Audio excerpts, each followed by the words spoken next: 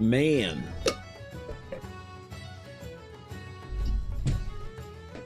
Man.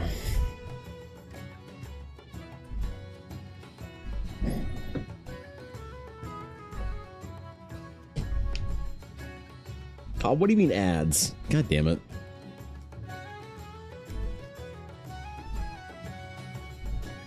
Every time, I swear to God.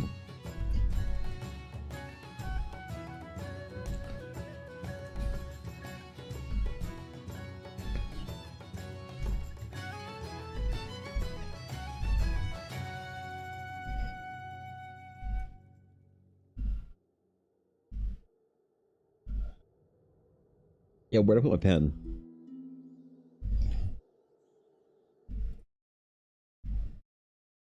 Yo, who stole it? Oh, there we go. There we go.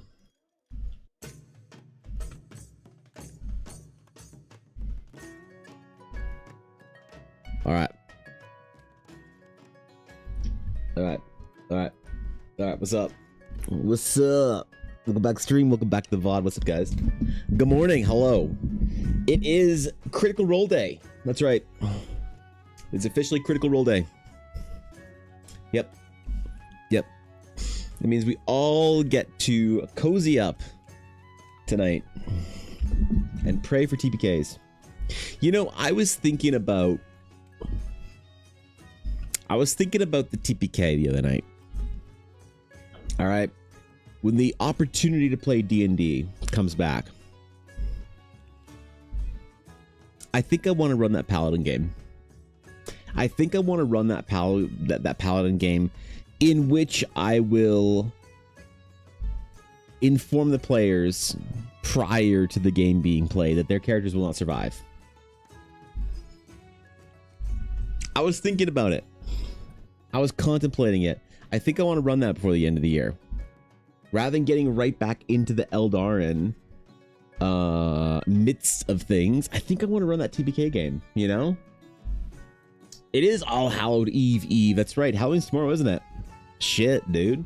Dude, more than that, it's gonna be a busy weekend for me. Because tomorrow I gotta go up to the mountainous range of Alberta to a fantasy castle that is definitely haunted. It is definitely haunted. Actually, you know, interestingly, one of the castles, the one that's closer to me in Banff, that one is considered to be one of the most haunted hotels in the world, apparently. I didn't know this, all right? I didn't know this until recently, but apparently staying at haunted hotels is actually a thing. You know, people do that on Halloween. Apparently it's very expensive to get a room on Halloween at either one of the Fairmonts in Alberta, because apparently they're both very haunted, and apparently people like that, you know? I didn't know that. Yo, the Mighty Slim, thank you for the follow. I appreciate it. So I will be not there. Oh yeah, I will be. I'll be there. I'll be in a haunted castle on Halloween. Ooh, wait, what if I don't make it back? Wait, what happens? Shit, I didn't think of this through. Oh, damn it. Well, I guess it'd be a good time to play some D&D, you know? I guess it'd be a good time to play some spooky D&D. Turn off all the lights in a fantasy castle in the middle of the mountains during a snowstorm on Halloween. And then the next day have a fantasy ball. But I am looking forward to having new prints available at the fantasy ball. This will be the first place. I'm printing the last ones off right now, but check this shit out. Check this shit out. We got them. Went to high school with you. Saw you at Red Fair. Oh, seriously? Damn, dude. Oh, shit. Oh, shit. Yo, and what's up, Kat? Oh, what's up, guys? Good to see y'all. Damn, bro. Honored to have you in here, then. Yeah, good to see you again, bro. Or if you do make it back, but with a hollow, faraway look in your eyes. I might. You're right. I might. But I have prints for the fair, or for the fair, for the ball. Check them out. Look at them. Look at these dragons. Oh, look, there's so many dragons. So it'll be the debut of this print. according to the internet. So, ooh, look at that dragon. Look at him go. Wait, I didn't realize that. I didn't realize it was so sharp. I'm now inspecting my prints for the first time. All right, well, I'm printing the last ones off right now. So, yeah. Anyway, the ball should be good. You know. Oh. There we go. There we go. Should be fun. I don't really know what to expect still, but I've had you guys scare me thoroughly. You know, that might be Brooklyn why I return with a hollow, faraway look in my eyes. Not because of the Halloween haunted castle, but because of the Akotar ball under the mountain. So his husband, yeah, I gathered that. That's awesome, dude. I'm super honored to see you in here. Yeah, it's good to see you, Slim. If you're done with the calendar, I bet that would go well at the ball. If I'd done the calendar, oh god.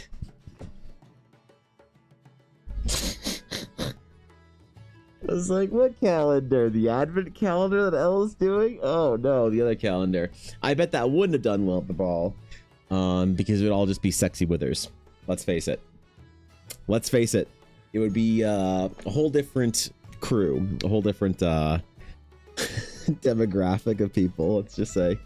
We funded the ball despite being Akhtar themed. The fantasy ball sounds fun, so I hope it's still good. I hope it's good too. I think it's good. You know, it's gonna be. I've been scared thoroughly by people who you know, are in the fantasy ball scene that have basically told me to expect the weirdest shit at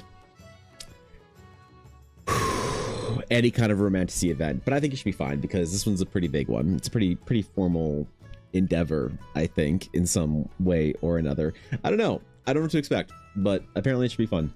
So I am just meeting half the time. I'm sure it'll be fine. You know, cashing some of my chaos points already. Yeah. Thanks for that. I appreciate that. Yeah, I see you're building them up, man. You got to spend them some way in their cast. So. Okay, so today's gonna be real quick. We just gotta do some sketching this morning, and then I'm gonna be going off to the computer store because I'm gonna see if I can avoid buying a new GPU on Amazon. That's gonna be important. So that's the goal. But I did start my computer this morning, and it did yell at me, and I had to restart it 3 times because it didn't want my Photoshop to open. So we're gonna see how far I can get today. It's gonna be a nice short little quick stream before the Halloween thing, but I also need to think about planning some stuff for Halloween with Ella because I didn't get to do the things I wanted to last year for her for Halloween. I got to figure out some traditions. We need some good Halloween traditions. I think I gotta go get a pumpkin. You know, I gotta do that today because I realized, yeah, tomorrow's Halloween, as Steve mentioned. We gotta get this going. You know, this is a big holiday. This is a big year for us, so we got to make sure that this is a year of tradition. Okay, that we start having some proper Halloween traditions going. So I also got to do that. But geez, I realize it's Thursday, isn't it? Shit, man. This every time there's an event or whatever, conventions, Ren Fair, ball, whatever it is, anytime there's an event, it feels like it just absorbs all the week beforehand in getting stuff ready. You think that we'd learn how to prep for an event better, but the thing that I've learned is that we always need to account for having forgotten everything, whether it is prints or business cards or bags or whatever it is. We need to plan on forgetting shit in the week beforehand. So I've been helping Ella do some prep for the event. So I kind of just didn't really think about Halloween, I guess. But that's tomorrow. That shit's tomorrow, isn't it? We'll be in the car going to the mountains, the haunted mountain. Ooh, isn't that? Wait, that's the start of a horror story, isn't it? Went to a. Oh my god. Hold on. What is the next 24 to 40 hours look like for me? How am I going to spend my Halloween? October 31st. Going into the mountains during a snowstorm, up to a secluded lake where a French chateau castle turned into a hotel, is hosting a dark fantasy ball the next day. And we must stay overnight in the castle in preparation for the dark fantasy ball on Halloween.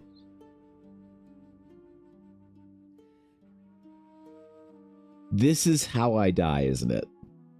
This is how it all ends. I'm realizing now.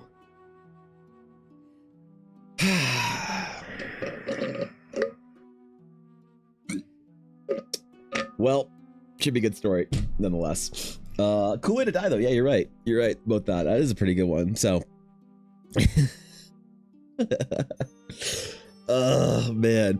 All right, let's do a little warm up. I need to do some sketching for some more Astral Night locations. So, I need to get warmed up, bro. I need to make sure that my Photoshop doesn't crash out on me. So, I need to do a little bit of just sketching to get things going, but. Yeah, man, that actually is kind of rad, isn't it? That is maybe one of the better ways to go, is via Romantasy Ball in the mountains in a French castle. Shit, I didn't think about that. All right, well, if I don't return, somebody make a Minecraft ARG horror video about me, okay? I'd appreciate that. I'd really appreciate that. That'd be great. Like some spooky shit that you find on TikTok at 3 a.m. and you watch the whole thing through and you're like, why did I watch that? Now I can't sleep. That's the kind of thing that I need made for me on this one if I don't return. That, or this will inspire one of the greatest, maybe like Eldar and Adventure arcs.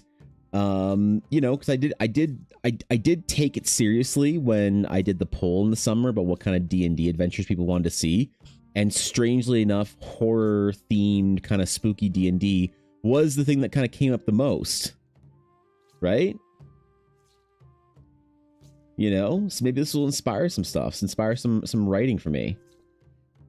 Wait, if I go to the hold on, if I go to the castle in the mountains to, oh shit, isn't this how The Shining starts? Shit, I can't write there, can I? The only thing that'll make that better is dying from the salmon moose. Ooh. Yeah, I think I'm going to avoid the whipped fish. Yeah. Yeah, I might avoid that one. That's a good point, Atari, you know. Gotta really make sure we're careful with the delicacies that we indulge in the French castle in the mountains. You read about that one? Yeah, nasty, bro. That's some Canada shit right there. No, I mean, this is how like any good horror story starts, right? Is a secluded castle in the mountains. Why do you think they chose the day after Halloween, like to host the event? What do you think was the decision-making process in that? To you know, what was like the what's the advantage of doing it then? Maybe it was like there's no way that the weekend was cheaper for them to rent the ballroom, right? There's no shot the weekend was cheaper. This was intentional, I imagine. Or maybe it was, because no one wants to be up there because it's creepy. Shit.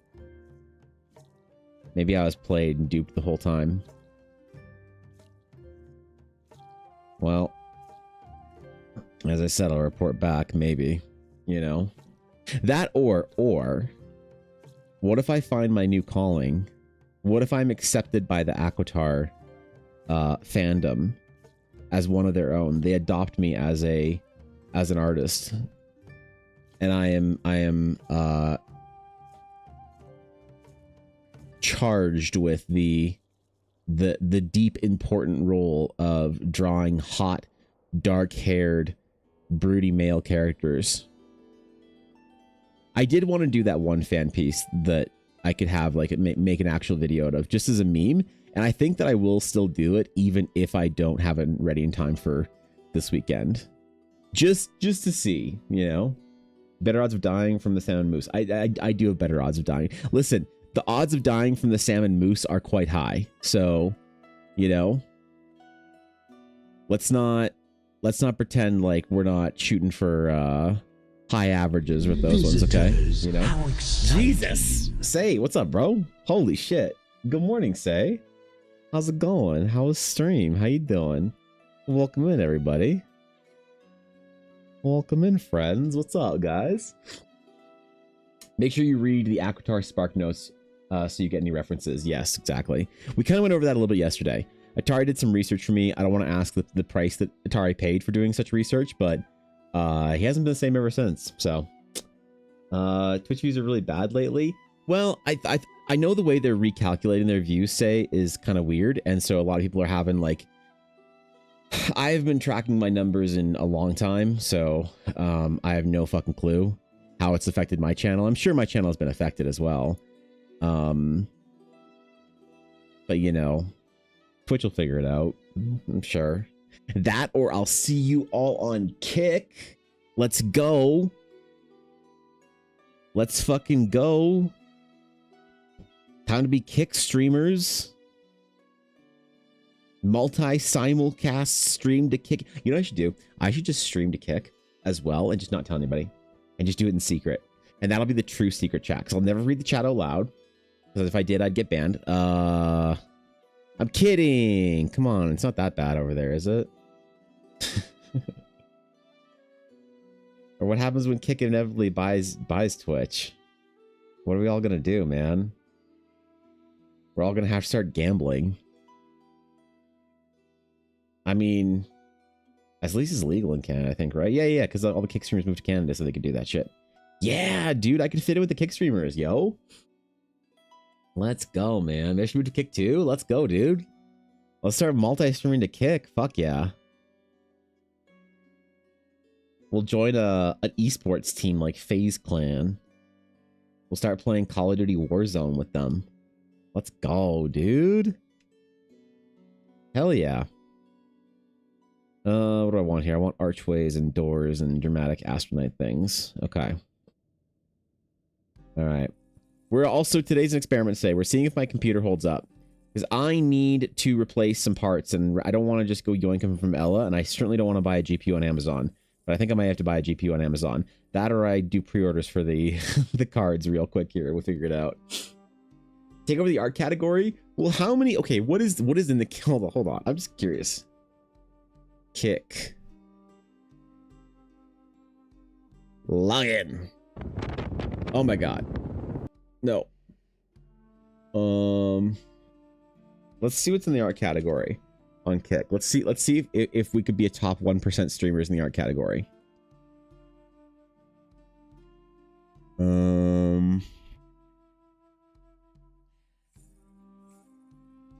Oh, wait. I gotta verify.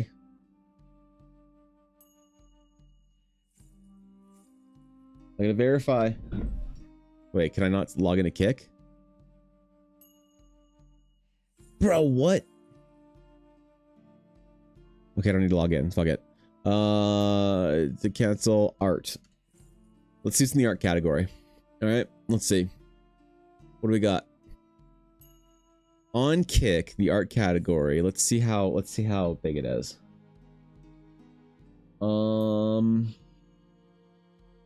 You know,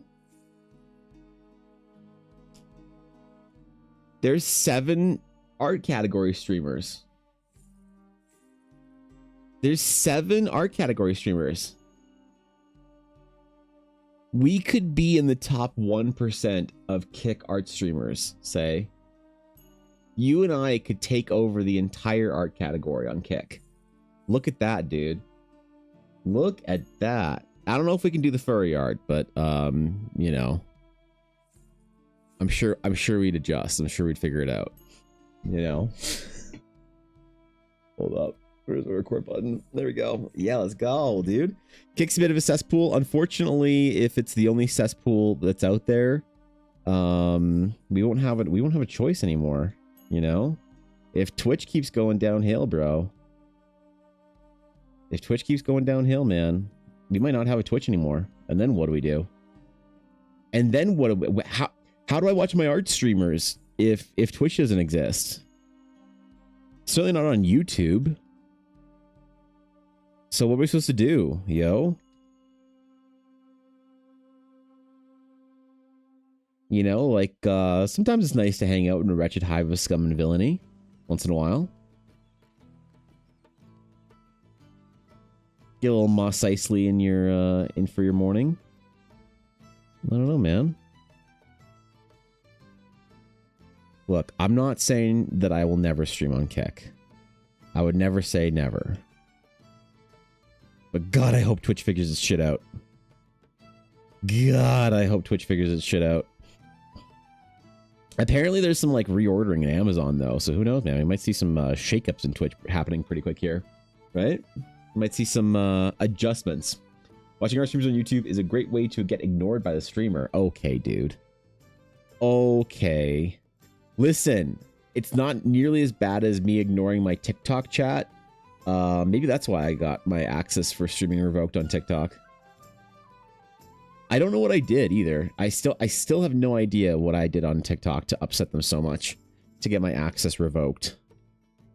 I do wonder about it, you know. I wonder what I could have possibly done better to not offend the great and noble, well discerned mods and automatic flagging bots or whatever they use at TikTok. I wonder what I could have done better. Was it because I didn't draw Tayor art from Critical Role? Would that have secured my spot on TikTok streaming? Was it because Natasha gave me a rose that I got my access revoked on TikTok? I still gotta figure this out, man. Create my account, at least way to have my name, but not to put all eggs in one basket either. Well, why aren't you multi-streaming, say? You can multi-stream on Twitch now. Yeah, dude, you should be on YouTube. You should be live on YouTube as well, so your viewers have a chance to catch you where they want to find you. You know? Right? I have ones of people that prefer to watch me on TikTok. And they can still come to stream, you know? It'll be like how I'll still multi-stream on YouTube when, or sorry, on Twitch when Kick is the primary platform out there.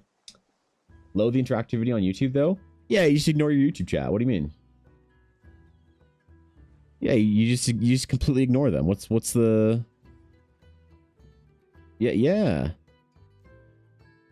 Oh yeah, no, it's easy, dude. Yeah, when Cass says something in your YouTube chat, you just ignore it. And then it's like a game. They feel like they have secret chat then. Oh yeah, dude. It's super easy, you know? It's great. Well, look, I'm sure that Twitch will figure its shit out. I'm sure that we'll, you know, I'm sure we'll have a long-term home on Twitch. I have a friend who works at Twitch who said that there's some big things were coming. That I should look out for some changes happening before the end of the year. That should be pretty great, you know. And she's not full of shit. I think. I don't know. I should check after the recent layoff, see if she even still has a job. Now I'm thinking about this. Actually, yeah, that's oof. Yeah, hold up, hold up. Wait. This is gonna be really awkward, wouldn't it? Yeah, wait, man. I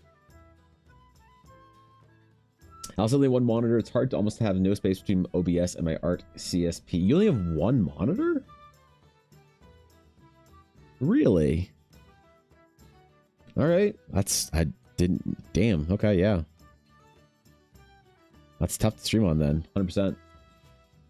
Apparently most of the cuts are their game studio. Yeah, I heard New World is dead. New World, I think, probably... They were making some changes in New World. Apparently people who played New World were pretty happy with it. But it seemed like the changes were too little too late. Most people were just kind of ready for that game and that project to get scrapped. Replaced by AI? I know, right? It's over. It's over, man. Adapt or die. It's a new AI world. The fight against AI is not one that can be won with complaining alone. We gotta adapt, us artists. That or what's the AI, or what's the art version of like Flippy or whatever? Forget the name for it. Everybody refers to it on the internet, but the AI, the name for the AI bot that's gonna replace us all. It was something adorable. I forget what it was, but anyway. Time to adapt or die, man. You know? That's the way it always goes, unfortunately. Imagine how artists felt when the camera came out. Ugh, God.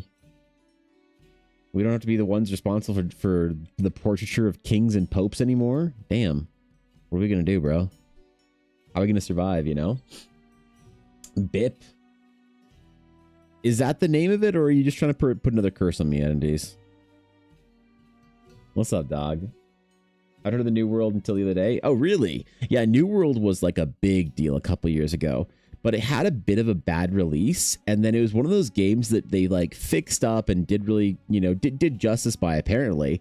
And the more recent expansions were pretty good. So I hear. I've never played New World. Aesthetically, it didn't seem like the kind of game I wanted to play. It just, the art was like kind of boring to me, so I never really jumped in on it, even though I'm a big MMO fiend. Yeah, I never experienced New World, but it's one of those games. I think a lot of games come out and they have a bad launch, and then they kind of can't ever fix their reputation. Like what's the game No Man's Sky, I think is maybe one of the best examples of games who have fixed their shit. Apparently No Man's Sky is really fun. You know, it had one of the worst releases it could possibly have had, but then they made changes supposedly, and the game is fucking dope now, you know, and it's super worth it. So I have heard of that kind of shit happening with other games. I think New World was one of them, but too little too late, man. You know, unfortunately, I think the New World changes were too little too late. Never cursed anyone? Dude, I've heard TTS. What are you talking about? Guilty of 2 counts of premeditated shenanigery. Ooh. Only? It's pretty modest. I don't know. I've heard that too from friends, but I haven't touched it. Mine's good now, but terrible release. Yeah, right. And so it's one of those things that, like, how much is that early release marketing worth? Like, how much damage was done to it? Like, I've never played No Man's Sky, and I honestly haven't, like, I'll be honest, the bias is there for me. I can acknowledge the game is probably pretty rad now, but, like, you know, when it came out and the hype was there and whatnot, when you, like, want to buy the game and try it out and whatnot, at that point, you know, that kind of killed it for a lot of people, me included. Even though, reasonably, we should all give it another shot if it seems like the kind of game that we'd want to play. And it definitely seems like the kind of game I'd want to play. So, I think New World kind of suffered from that. But it's probably good that Amazon Game Studio is on its way out. So does this mean with Amazon Game Studio on its way, does that mean Lost Ark is closed? I wonder. Hold on. Do the Amazon layoffs affect Lost Ark? Because Lost Ark is a Korean developer. Amazon's just publishing it. It is. How? AGS layoffs will affect the Lost Ark players.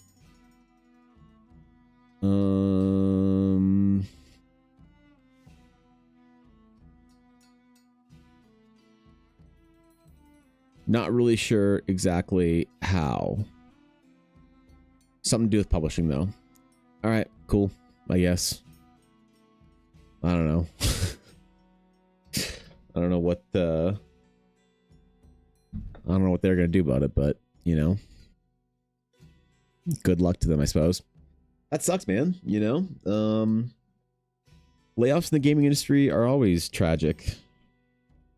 I'm always like kind of glad, honestly, whenever I see giant layoffs going around, that I didn't jump into the industry when I was going to.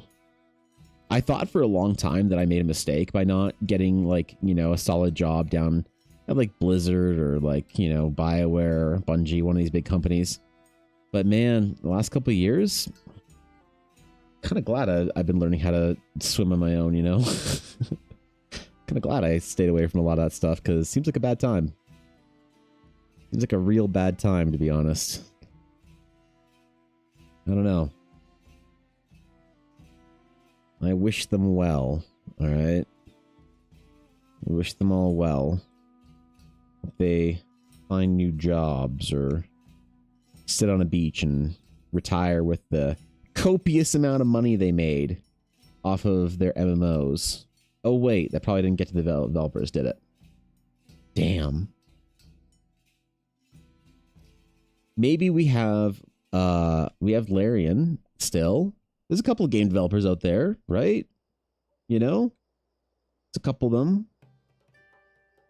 Maybe it's time that I start elevating the priority of the Eldara games that I want to make.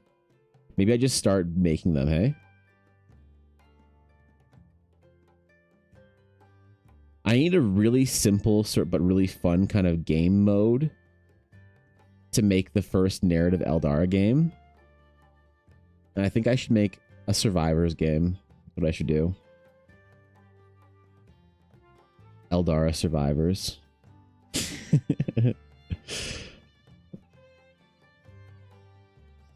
Something that's not too complicated for Ella to code for me. You know, that she can do in her free time. When she's not making dice and conquering the world. I always did want to make a game with Ella, though. That's like one of my dreams. She's had a hard time sitting in front of her computer since she developed her chronic migraines. But I really, really want... She wants to get back to it, though. She wants to like try and push through it and try and sort of continue on. And I really, really want to make a game with her. That's like one of the dreams that I have in life, is being able to make a game with her. Because I like doing everything that I do sort of like with her, the dice and Eldar and whatnot, but it's not like super directly with her. And I really, really want to make a game with her. So maybe I should just like start that process up. Maybe the games industry needs a hero, you know? Eldar visual novel with 40 romanceable options to then toss onto a book talk page and leave. Damn, bro. You really think you want to play Persona 5 or Persona 6 Eldar Edition? It has getting to the point where it will write all the code for you. Yeah, but you're not allowed to use it. You're not allowed to vibe code. Because if you use AI in any way right now, people get mad at you. Like, you know, here's an example. With writing, Atari, I've realized that I've had to... So I gave my writing to somebody, okay? That's a friend of mine that is... she does some editing. She said, hey, just so you know, you shouldn't use these marks or these punctuations or whatever. You shouldn't do these things. And I was like, why not? Okay, what do I use? And she's like, you know, well, you know, you can use this. I was like, so why is it wrong? And she's like, oh no, grammatically, it's a good use of that punctuation. But the problem is AI uses it a lot. So if you do it, people will think that your work is AI. And I was like, fuck. And she's like, and you don't want people thinking that your writing is used by AI. I'm like, okay, well, whatever. Like, it's obviously written by me. It's my story. She's like, no. You don't even want people to think you edited it with AI. I was like, oh, why not? She's like, because even the simple use of AI will have the internet crashing down on you. You should know, you're an artist, dumbass. And I was like, oh, shit, you're right. So, God, call it M dash. I did. That, and also, so there's two things she said I shouldn't do. She said I shouldn't use the dash, like the double dash. I shouldn't use that. And I also shouldn't use the Oxford comma. Wait. And I use the Oxford comma all the time. Because I think grammatically not using the Oxford comma doesn't make sense. Right? But apparently AI uses the dash and AI uses the Oxford comma. So she said that I should stay away from both those two things, because people will assume that I wrote it with AI or whatever. So I don't know, man. You know, I don't know. What do I like? How do I write without those? Do you see the secrets of Weepstone art? You can do that in Eldar flavor assets aside. I haven't seen that actually. Husband and I have a dream of making games. Us and my two brothers have a weekly game studio meeting where we slowly learn how to create stuff in Unreal and Blender. Wait, that's so sick, Brooklyn. What kind of game do you want to make? Like, obviously you're not in the process of making it right now, but like just learning, that's awesome. What kind of game do you guys want to make? Wait, that's actually, hold on. Like indie game dev, like game jams and indie game dev is one of the like passions I never get to talk about because nobody ever does that shit. What kind of game are you making? Been using both those my whole life. Well, you can't anymore. You AI supporting clanker lover or what? I don't know. We need to find slurs for people who use AI that we can make fun of. You know, I like people start calling AIs clankers from Star Wars. Like Persona 6 Eldar Edition, the visual novel would make better marketing for getting eyes on your project. That's true. It would. Oxford comma should be standard. You can't be called on that. No, well, okay. I'm just telling you what she told me is that the M dash in the Oxford comma, and also what was it? Oh, semicolons. She said that semicolons were also dangerous, but they're over there. She said they were on the edge. I gotta be careful about that one. Semicolon, the M dash, and the Oxford comma. So you don't include Oxford commas, it doesn't make sense. I know, I agree. I don't know what to do now, you know? Because how do we write now, right? You should ignore her advice and just write how you want to. Well, the problem is that perception is reality for a lot of people. So to be fair, she's just looking out for me, you know? It's like for art. Should you have to record process or display process as an artist? No, you shouldn't have to. But my recommendation to any artist is if you want to just avoid the nonsense and bullshit of being accused of AI and whatnot, just record your process. Should you have to? No. Should you anyway? It's probably good advice, right? So it's one of those things. Better question is what kind of eyes you want on the project versus quantity of eyes. That's true. Yeah. If anyone accused you of using AI, just say no and ignore them. So yeah, it's easier said than done, you know? Once people make up their mind about you, you get accused and picked up by a big enough Twitter account, it's gonna be real tough, man. Listen, there's the justice of the world of like what should be expected, doing what, you know, is right, making sure that you sort of like, you know, I don't have to show my process as an artist and all that kind of stuff. And should you be forced to do that? No. Is it right? No. But what's easier for you? You know, being realistic versus being correct or being right are two different things, I think, you know, and it's good to consider both, right? You don't want to compromise, obviously, for and change your project, change yourself for people, but also, you know, pick your battles, right? That's the way I look at it. So I don't know. I'll probably try and find a replacement for the M dash, but I don't think I'll give up the Oxford comma.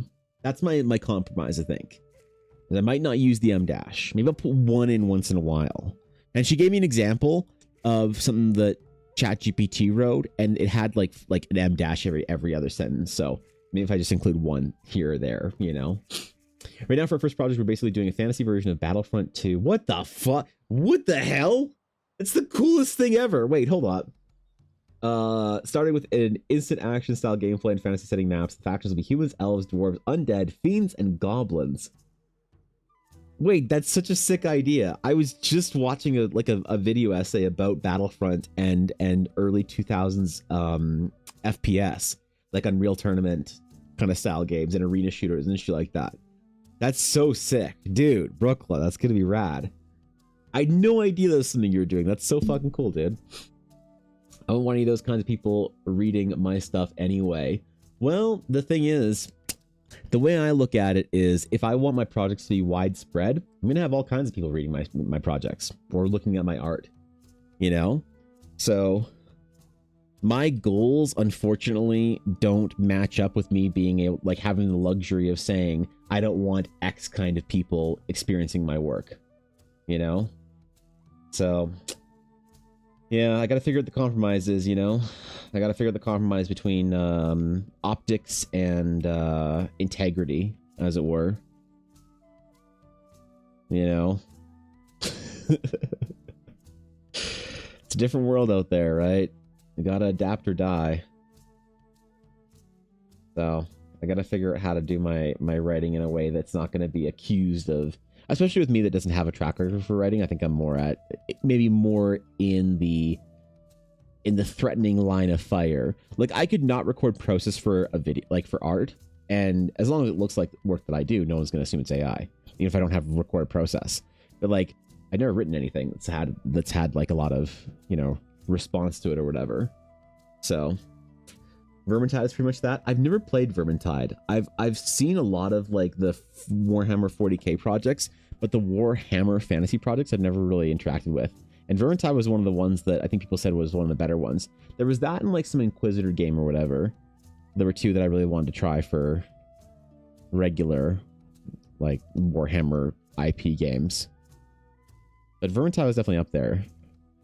Sounds sick though.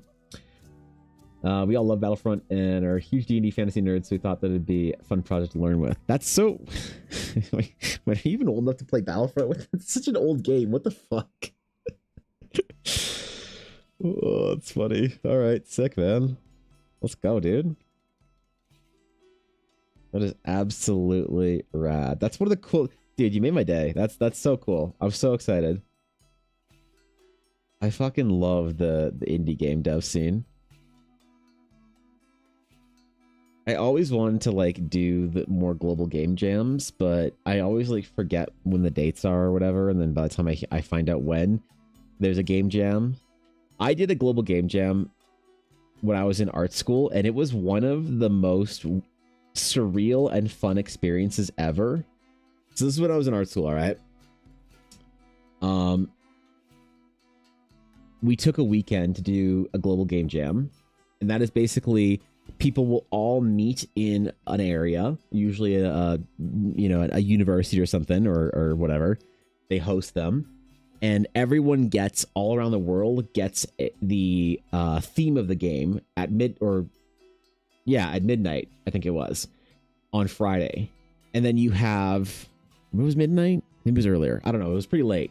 And then you have all weekend to have a game done by Sunday at 6 p.m. or whatever. And then you showcase your video game.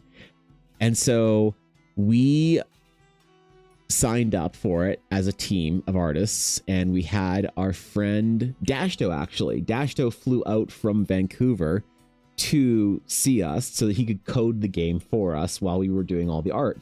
My friend Chris, Sean, and then myself. And so we have our global game jam team set up. Now, the unfortunate thing is Ella had eye surgery the day before. So I didn't want to leave her alone. And so she was like, fuck it, I'll just come to the game jams.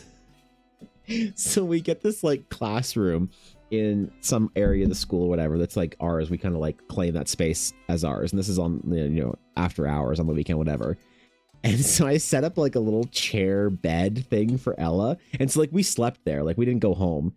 You just like sleep at your desk and stuff. It's such an exhausting experience, but it was so much fun, dude. And at the end of the weekend, we had a little game that we called Robobo. And it was really fun. And we actually thought about listing it on the App Store, but we never did because we were lazy and dumb. But I love game jams, man. I love everything about game dev. It's such a fun process, man. It's definitely a passion. That's why I kind of want to like actually make like a silly little game or two. They're like Eldara kind of themed games.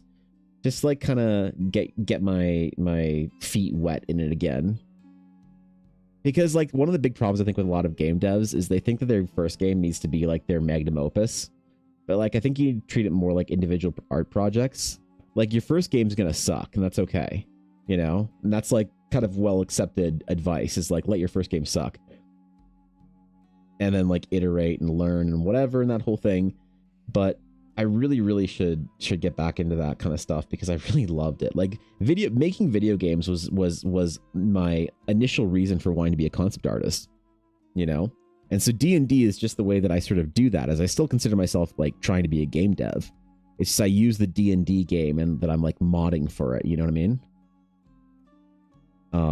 But eventually I do want to like have like if I think about like 30-year projects, I want to have I want to make one of the greatest fantasy games of all time.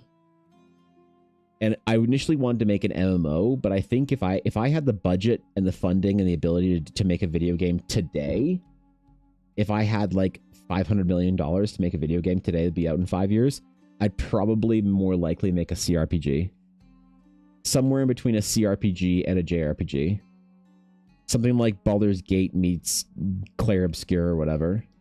Because I think that the MMO genre is a little bit tired. I don't think people are playing it as much as they used to. And certainly not in the way that they used to either. So, that's so fun, dude. Man, Battlefront's such a great model to look at. Such a phenomenal model to look at. I'm actually excited. I don't know why I'm excited. I'm not the one making the game, but I'm just excited that it's happening, all right?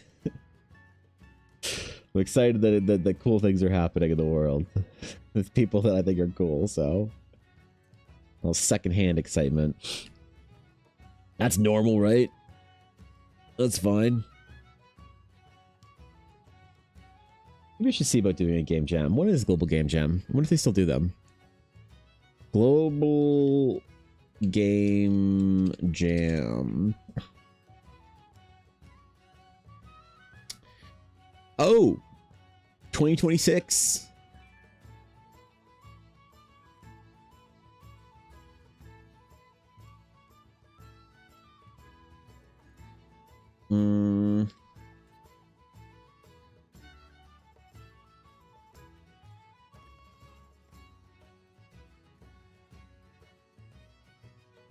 Oh, there wasn't one this year in Calgary.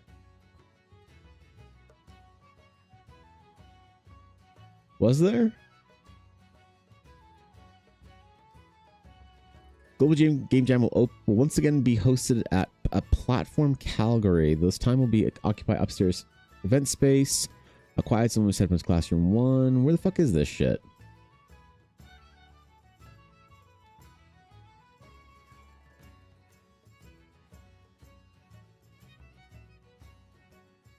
January. That's when it is.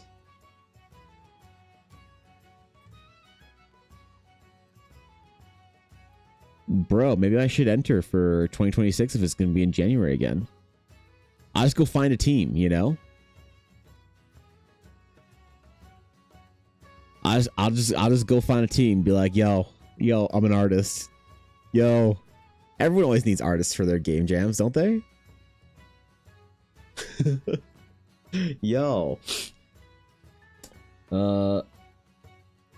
They move so happy that you like the idea. We're excited about it too. Another fun thing we plan to do with it is insert our own D&D characters as playable heroes that you unlock.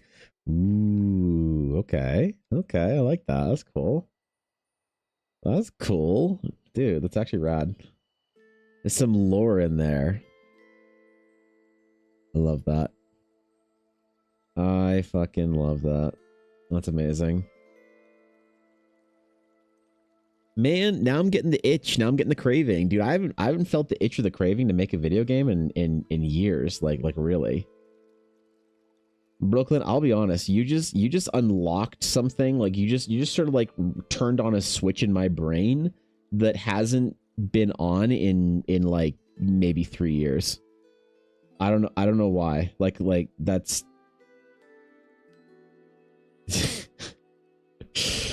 I don't understand. I wish I could explain it better. Just hearing about cool ideas and shit, you know? And making games. Fuck, man. I want to go do something. I want to go build something. I want to go make a game, bro. What kind of game should I make? I'm going to make the first Realms of Eldara game. What's a game that I should make?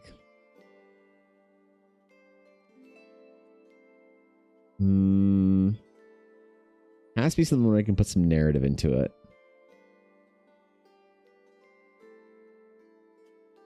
What's a game style that I could do? Because, I mean, I always did think that a JRPG would be the easiest for me, but I don't think JRPGs are that fun for people anymore, you know? I don't know. Maybe I don't do it for other people, though. Maybe I make my own game for me. That's what I do. Oh, man. Dashto, Ella, and I were going to create this dumb little MMO that we were going to make. That was going to be a browser-based MMO as just a little, like, fun passion project. Maybe I should see if he wants to do that again.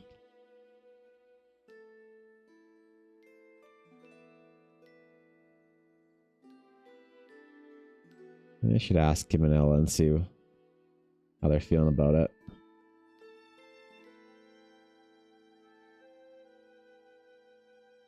Do like some Astral Knight game or whatever. Ooh, Astral Knights. Yeah, wait, that'd be actually sick.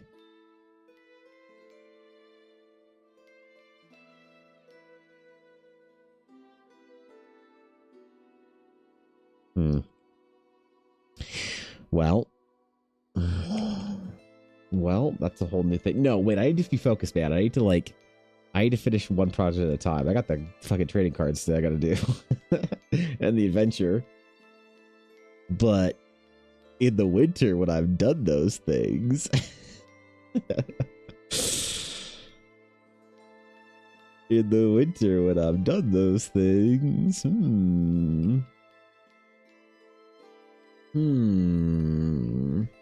Make some people will enjoy them more, I believe. Yeah, I don't know. Passion breeds better content. I think you're right. Yeah, I think you're right, bro. You have an idea on when large format prints will ship out? Getting the itches waiting. Should I ask about the cards or still soon? So the prints were dropped off this week at the mail fucking thing, whatever. I'm not sure if Ella used Canada Post or if she used the service that she used during the strike. So they are like in the process of being. I don't know if they're like if they've left the city yet, but they're out. And then also the cards should be available for pre-order. I don't want to accidentally say something I regret and promise something that is going to be not timeline related, but the listing is set to go live on I don't want to say it. The listing's set to go live next Friday, so in 8 days for the cards. So we shall see how that goes. It's all I was gonna make a post about it on Monday when I got back from the fantasy ball. For the cards be live that week for pre-orders, because everything is good. Like I've done the tests, I've done the packaging tests, you know. It's like I'll show you some of the cool stuff that so this is here's some examples.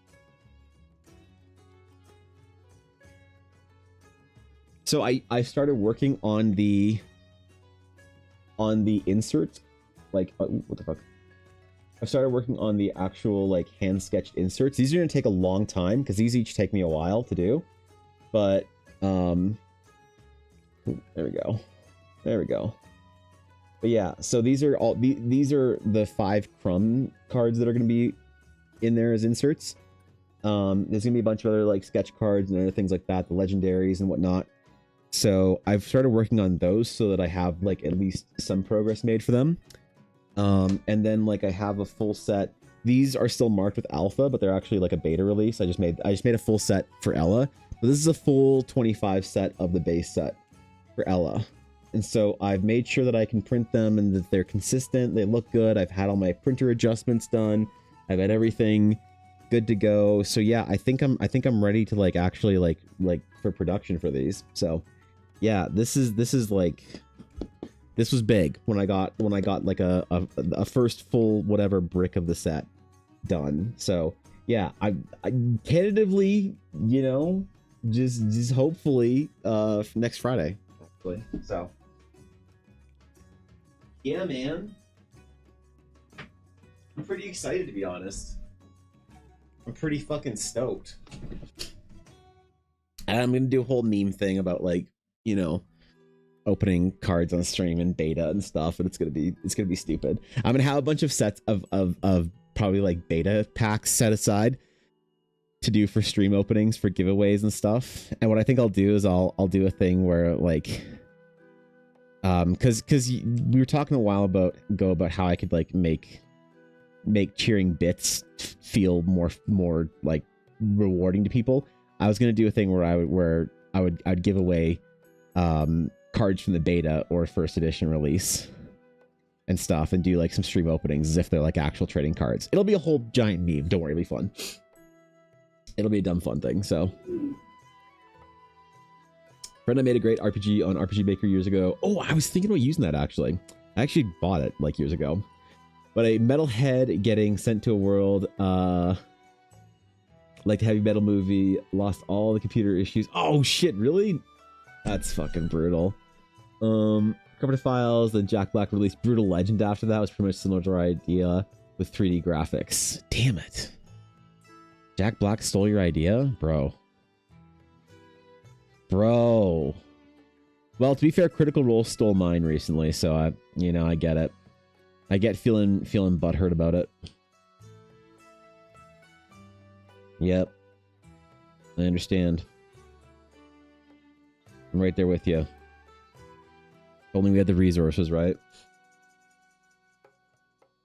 Well, anyway, yeah, next Friday should be when the cards are out on pre-order. And then they should be shipped by the end of November. I'm hoping to ship them for like early December. Once I get the pre-orders in, I can go buy all the supplies I need, the paper. I need to spend about $1,000 on paper and supplies to do the whole print run, so definitely need to do the pre-orders first. And we'll see how it goes.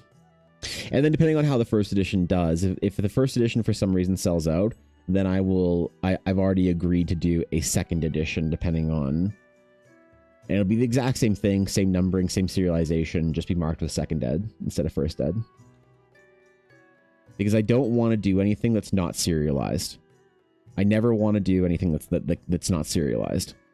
Because for me, that's really important. It's important that it's not like back when I was buying trading cards and really loving the hobby, it wasn't as much of a gamble.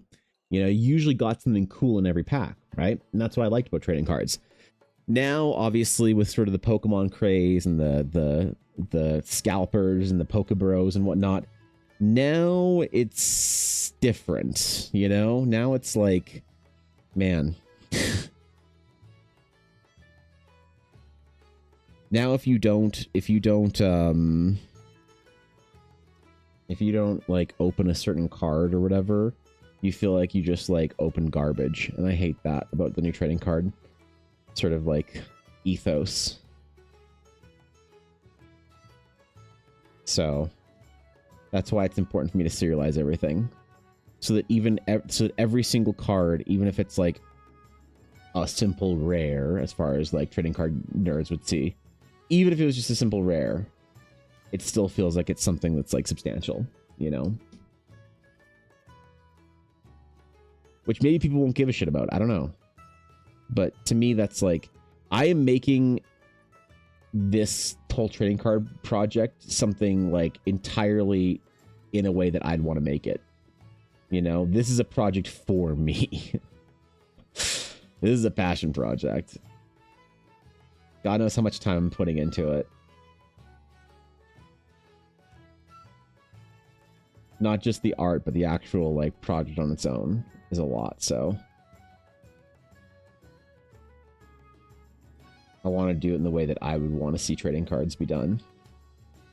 Maybe that's a good idea, maybe it's a terrible idea, but it's the way I'm going with, so Magic's pretty bad for that. 1 or 2 great ones per set. That is, well, you know, the thing is, Magic is not even the worst, I don't think, out there. So like Magic, when I was working at the game store, when I was working at Century Box, we would open boxes of cards as like, you know, players, not necessarily like for the store. And there was a general sense of what you could get back from a box of cards that you didn't need in trade-in. So what the value of the cards were overall. There were a lot more $5, $10, $20 cards that you could trade back in to get value back for another box to like kind of trade up. And that's the way it used to work. And so good boxes were like, when they used to cost about $120 Canadian or $125, good boxes would return $60, $70, $80. Great boxes like original Return to Ravnica release was like $100 plus per box. You could like buy a new box for like $20 after your trade-in. It was insane. And the store, we were happy to take that in, happy to do the trade-ins because we were just selling so many singles because the cards were worth so much. A bad set like Theros was like $40, $50. It was like, oh my God, less than $50 for trade-in for this set. This is garbage. I can't believe they do this. But now it's like the sets are like $180 for a simple like play box. And with Pokemon, for instance, that you could open a box and not even get $5 back. You know, it really is, you get a card worth $800 or you get nothing. It's completely boom and bust. So Magic is bad for that now. It used to be better 100%. But I think of the games that are somehow worse than that. And it's insane that they can be worse than that, you know? And I really want to make sure that whatever I do for the Eldar trading cards, that every single time somebody wants to buy sort of like a trading card pack, the way that I used to be excited about buying trading card packs, you never get a pack where you're like, that was a waste of money. That fucking sucked. I didn't get shit. You know? And so it means that the sets have to be a lot smaller and it has to be more condensed and concise and whatever. And I'm okay with that. Because it's going to be overall a better experience, you know, for me as a trading card fan. What if you did pre-orders on Kickstarter to get some experience with it? I was thinking about that, but the problem is Kickstarter takes a decent cut from it. And so a project like this, Atari, so here's why I'm not using Kickstarter. Tell me if the logic checks out or if you think I'm missing something here. Because I'm not certain on anything. I don't think I'm doing it right. This is just where my mind is at. Kickstarter takes a percentage of what you make, right? What it does is it offers legitimacy and a couple of other things like scalability. For the trading card project, it is a project that is finite. So there will only be 250 booster packs of the first edition made. There will only be 250 booster packs of a second edition that's made. And I'm happy to make them to demand because I don't want to say, guys, I'm making 1,000 booster packs of a first edition because that many people wanted it. I don't want to overproduce too much beyond demand.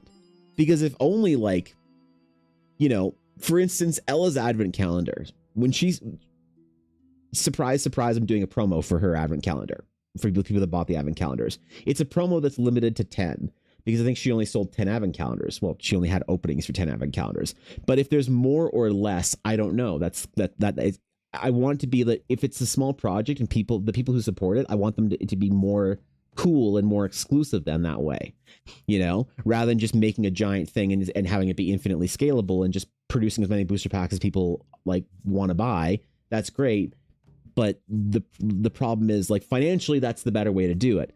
But because it's not an infinitely scalable thing and I want to have it always be limited and kind of fun and like kind of whatever, I'm willing to scale it, but I want each card to still be numbered. So I have to scale it in 250 like pack increments. So if, you know, there's a demand for 300 packs, then I make the second edition, and then I make the third edition or whatever. But I don't want to make the first edition be 1,000 packs. I'd rather do different like numbered editions of it. So that everyone can still get what they want, but it's still as limited as possible to whatever the demand is. Because the demand will like grow or whatever later, you know? Exciting. Holy shit. Yo, Tofu. Oh my God. Holy crap. Hello. What's up, guys? Good morning. Tofu Senchi. Honored to have you here, my friend. Good to see you. Damn, guys. What a substantial honor for one of my Twitch art heroes. That's amazing, dude. I'm so honored to see it here. Guys, welcome in. I hope you had fun.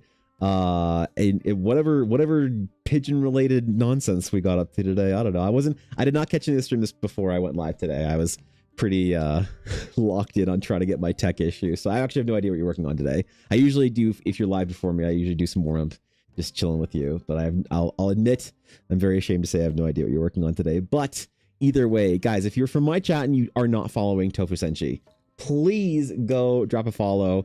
Legitimately one of my favorite streamers on the platform, somebody I really look up to and love learning from. Please go follow Tofu. Everyone from Tofu's stream, welcome in if you guys don't know me. Apparently I draw runes. That's what you guys come into. No, I'm Evan and I do a lot of art for my D&D adventure that I'm publishing. And today we're drawing some runes because I need some art for background things for one of the classes that I'm making. So we're doing a chill runes drawing day while hoping my computer doesn't explode. So I'm having graphics card issues today. But it's good to see you guys. Welcome in. Welcome in. Seriously honored to have you. Thank you for the follows. Welcome, guys. Welcome, Spider. Welcome, Unicorn. Welcome, Gord. What's up, guys? A lurker. I know I lurk a lot in other art streams. Just chilling. Just feels nice to work with somebody, you know. But I'm usually pretty focused on like what I'm doing, so I'm not really in chat all that often. But no, I am. Seriously, Tofu, I really appreciate your stream. Like it really makes a big difference to me. So you're one of my absolute favorites to watch. But yes, please go do whatever you got to do after stream. Please take care of yourself. Get some food. Get some movements. You know, sitting, stretched, whatever. Appreciate you stopping by, and thank you again for the raid. Really made my week. Seriously, appreciate it. And thank you as well for the follow, Azrati. Thank you for that. Welcome in, guys. But yeah, we're doing some runes today because I have a class that I'm developing called the Astral Knight. Okay, and they're kind of like paladin monks, maybe kind of like Jedi even. I've been accused of them being Jedi paladin monks. But they're a class that I'm developing for the adventure. That they basically, one of the things that you'll do as that class is explore runes and whole ancient world type thing. So one of the like, you know, consistent pieces of art that I need to have as like kind of background filler for like in between the pages and stuff and in between the paragraphs are various runes and, you know, delves and whatnot. So that's what we're doing today, is just some quick little environment sketching. So nothing super serious while I'm making prints. I'm also making prints of dragons while we're doing this for the first series. Oh God. So they're currently being printed, but it's a studio day. Some sort of psychers. So the way that oh God. Oh no, the stack of prints, they fell. No, wait, we're good. Psychers, they use a style of magic that is sort of unique to the setting that I'm building the adventure in. So the elevator, I don't have a great elevator pitch for them. More or less, they take their magic from like the stars, right? So they take on this like origination magic of creation before magic is sort of like colored or flavored by the other sort of, you know, traditions like the divine, the fell, nature magic, arcane. Before any of those traditions kind of like change the magic and shape it into the way that they want to use it, the magic is just kind of like a power source, a current that runs through the universe. The Astral Knights are of a very small tradition that has access to that and can kind of pull it from the cosmos itself and then utilize that magic. So they're kind of like, they don't really use like a lot of that kind of like telekinetic stuff or whatever. It's not like necessarily as Jedi-y as it sounds, but just kind of in the way that they sort of function as far as their order goes, a very disciplined order of kind of monastic style knights. So the actual mechanics of the magic are pretty different, but just kind of in vibe, you know, they're always trying to find ancient runes of the long lost kind of like creators and conjurers of the ancient world that understood the magic that they use better than they maybe have a deep understanding of it right now. So yeah, something along those lines though. Definitely those vibes. And obviously drawing runes is like one of my favorite things to do. I don't know why. Like I always love talking to artists about what they like to draw, like to like relax or whatever, or cool down, or just kind of like, you know, like what's fun, easy, mindless, not really mindless, but like easy, just kind of like slink into and kind of just draw almost automatically. And for me, like drawing, you know, rocky kind of runes and cliff faces and natural landscapes like that, populated and dotted with ancient monoliths and stuff, that's kind of my jam. So today, for a chill studio day, we're just doing some relaxed rune drawing, and I'm confident that I can make use of this though for the book though. So Lotus, thank you for the follow as well. Welcome in. So great, lovely idea. Would it be somewhere accessible? I did something similar for wizards. Comet currently current or cosmic current subclass, but your idea gave me so much to think about. Seems fun with roleplay potential. So the subclass is, or sorry, the class is in beta. I'm like doing all this art so I can do the formal release of it. So the beta for the class is actually in my Discord, and people have been doing tests for it and like playing the class and tell me why it's OP or underpowered or whatever for a couple months. So it's going to be a full formal release. And if you follow me anywhere, Twitter, TikTok, Twitch, whatever, I will make sure that people who want to, like, you know, have access to the newest releases, it's like I always post about it wherever. And it's not like hidden on the Discord, but it is in the playtest channel. So I want to finish this art off so I can actually do the formal release for it. There's going to be, it's all free. It's going to be online PDFs, whatever. I don't want people to be paying for this because I get enough support from my Twitch audience to, like, you know, do this stuff for just like mass releases, basically.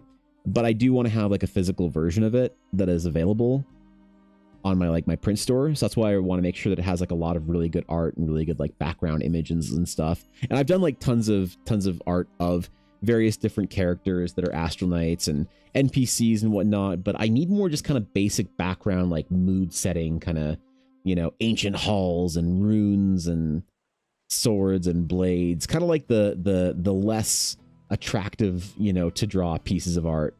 We all want to draw like the heroes and stuff and whatnot, but I think that it's important for like mood and concept to have a lot of this kind of the base stuff just kind of like filling in the background, just to apply that sense of mood to what you're doing.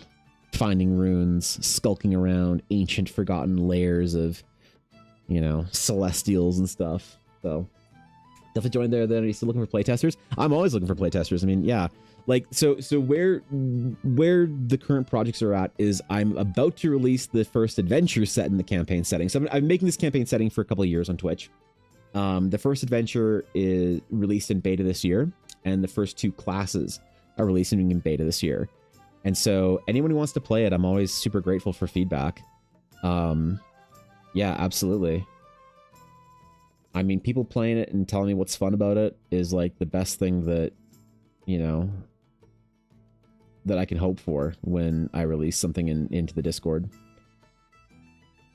I have gotten some feedback that the class feels a little bit too tanky, that I need to kind of adjust for the actual formal release. But besides that, I think it's in a really good spot. So I think we're ready for the release. I just need to finish the art for it, which is funny considering that's like where I start on every project is the art. You would hope that I would have that down, you know, first and foremost, and yet here we are. So still needing art later on the project. We were just talking about the trading card project that I'm doing as well. It's like a little passion project before Tofu rated in, which, like, that's the coolest thing ever, man. Tofu's like seriously one of my favorite artists, like that I've encountered on my Twitch journey. One of my art senpais. So what an absolute honor. But yes, just to finish the thought before Tofu rated in for the trading cards, they will be up on Friday. So that's the plan right now. The pre-order date before the end of the year, or ship date for pre-orders before the end of the year. Shooting for November. As soon as pre-orders go out, man, I'm gonna be hammering production. This printer's gonna get some serious work put in, I guess. I actually don't know how much printing time there would be, because if it's like 80 pages that take 20 minutes each, ooh, okay, yeah, I'll have to be printing like nonstop for the first like week or so, and then just getting into production for it. So, oof. I didn't even think of that, man.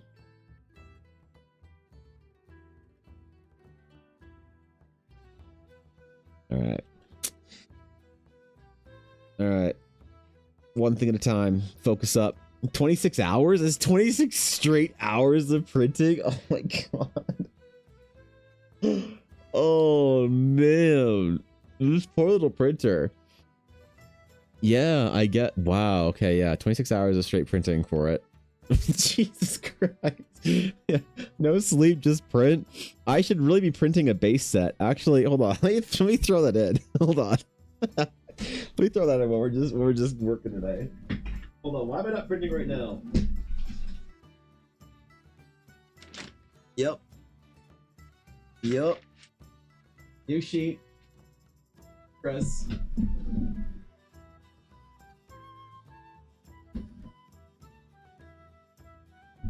Hold press right.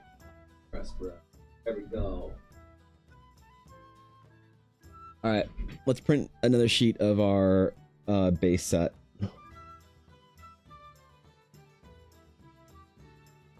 Let me just start this print real quick.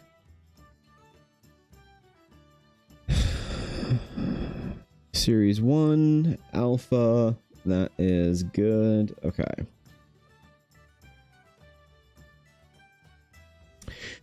Print settings. We're gonna make sure our color adjustment is Adobe RGB with our standard settings.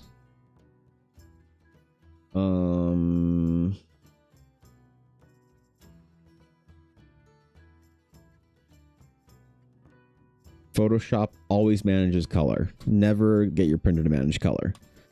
When you buy a printer that's over $1,000, Jesus, man, Photoshop always manage color no matter what.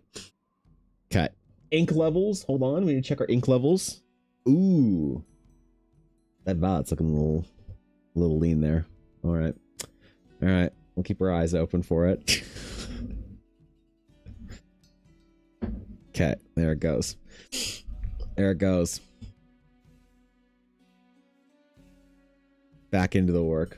All right. 26 hours to go, Atari. Let's go, man. That doesn't count for all the man. That does not account for the beta cards that I need to make. Because the beta packs I need to do a couple for so that I can open some on stream and meme hard about them. That's like going to be an important thing. Is the stream TCG meming. That's absolutely a core component of it. 79 sheets to go. No, that's 80 sheets of just the. Well, hold on. What is 250? Actually, is it 80 sheets? 250 packs times 7 cards times 8, because there's always gonna be a failure, is 2,000. 2,000 divided by. Yeah, okay, so it's 80, not including failed prints and failed things like that. So it's probably about 100 sheets to go between beta, failed sheets, and everything. Yes. Yeah, that's probably it. So, god damn, bro. Would anyone here support a petition to make Tofu Senshi use Photoshop in light mode? I would not support it because I use Photoshop in the darkest mode you can get. This is my Photoshop. So, hey, you know, I would not support it unless it was some sort of punishment, in which case I would absolutely support it, Unicorn. So, yep. Unicom, I would sign it though out of beams. So, yeah. What's up, Nick? What's going on, bro?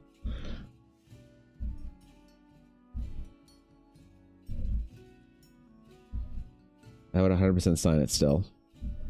I wouldn't support it, but I would sign it. Okay. We're going to do a monolith in the back and then something floating above, I think.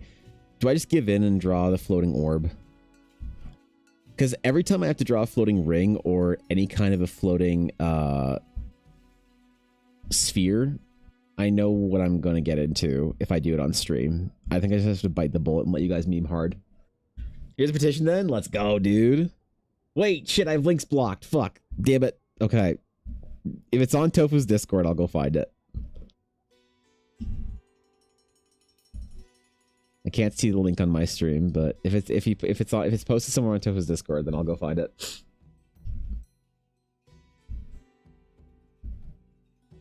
Absolutely. Wait, does Tofu use Mac or PC? I don't actually know what kind of computer Tofu uses. Because doesn't Apple have an ultralight mode, like super bright Apple version, like basically like bright white to match?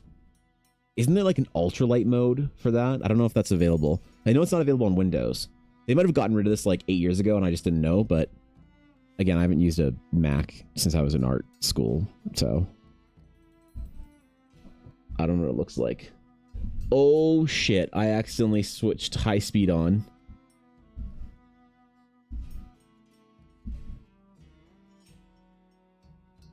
I look over expecting that it's not even going to be poking out the front, and I see like a giant print page. Wait, actually, it's just an alpha test. It's fine. 80 sheets to go. No. This is probably, yeah, okay. Whoops. Whoops. So when you're printing it on the highest quality, you have to turn high speed printing off. Otherwise, it can like issues can pop up a higher failure rate. Wait.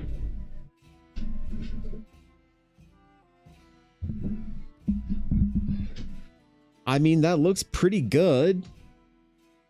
The sheet feels a little damp though because it was on high speed, but hey, you know? Shit, which way did it come out?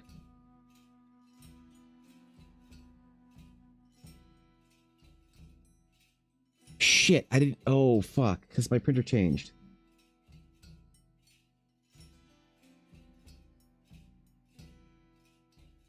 Well, guess these ones don't get the back on them, so... Maybe I'll just use this as a print sheet, because I was going to make a couple of alpha print sheets for pre-orders and stuff. Maybe I'll just use that for that, then. It actually turned out pretty good. I'm surprised.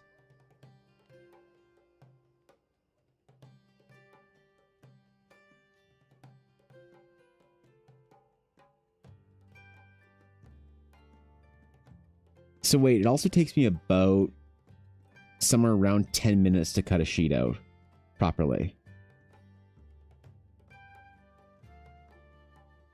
What's 800 minutes divided by 60? It's 14 hours of cutting.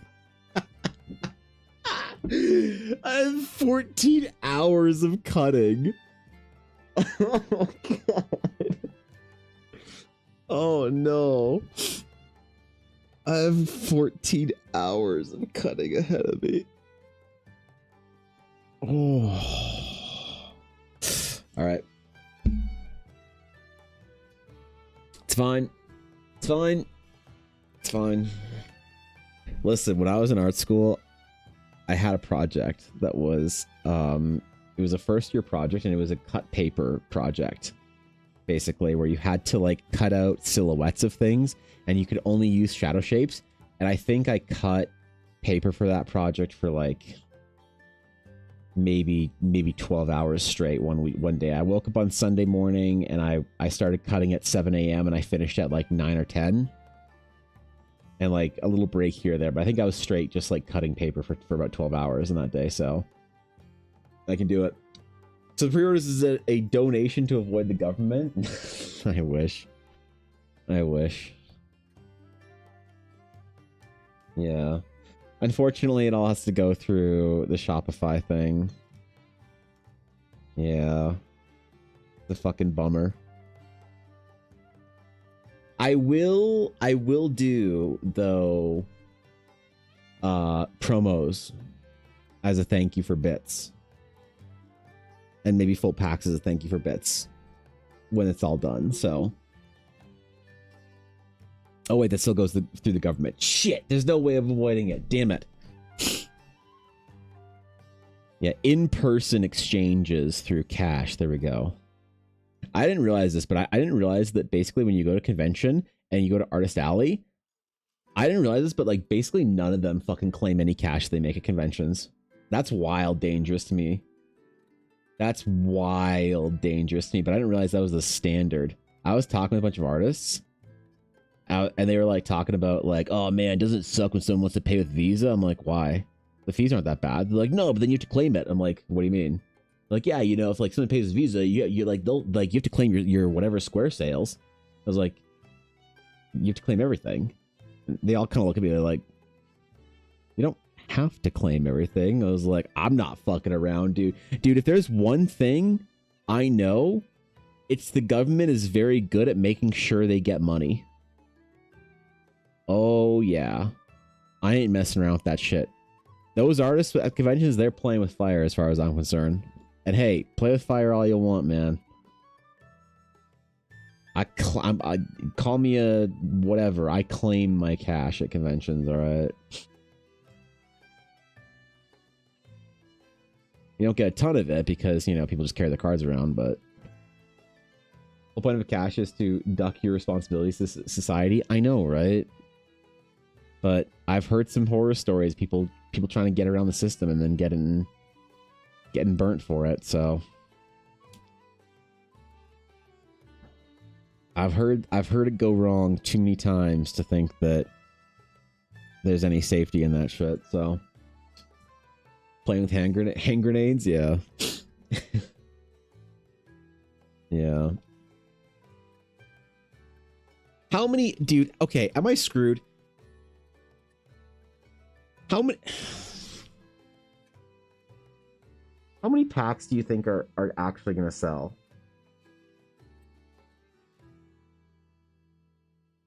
If I have 250 made for first edition, I want to keep 50 for events. So I have 200 for sale. There's no way I have to do a second edition, right? Like anytime soon. There's no fucking way. You light the car on fire. God damn it! No, stop it! Stop it! Play want a hand grenade and make playing Western games so much fun. Yeah. Do you ever have to do your grenade training, Atari? What was that like?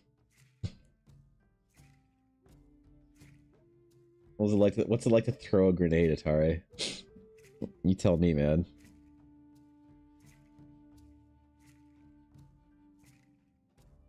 All right. Yes, yes. There's an orb here. Lose your fucking minds, all right? Oh my god, it's an orb. Crazy. YouTube chat is on fire right now.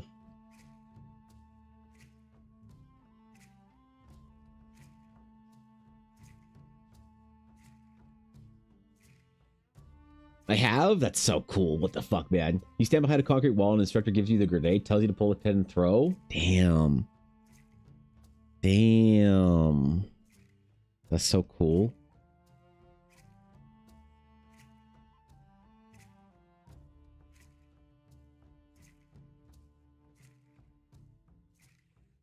Bro.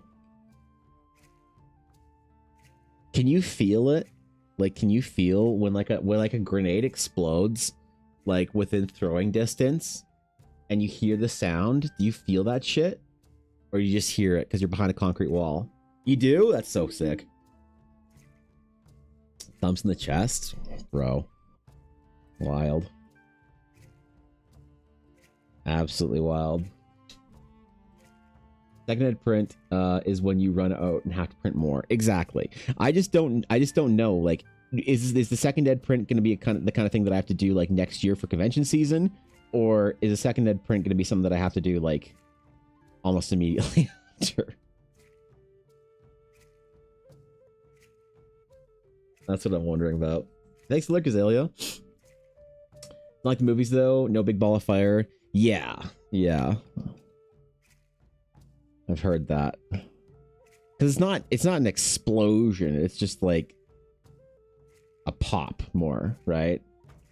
It's not like flames and shit and whatever. It's just a expelling force. Shooting the fragments of the grenade out as shrapnel, right? Not like a fucking napalm filled, you know, Molotov cocktail of bombs and shit. Doesn't have extra fuel that moves put into it. Damn, bro. You mean Apocalypse Now lied to me? Shit.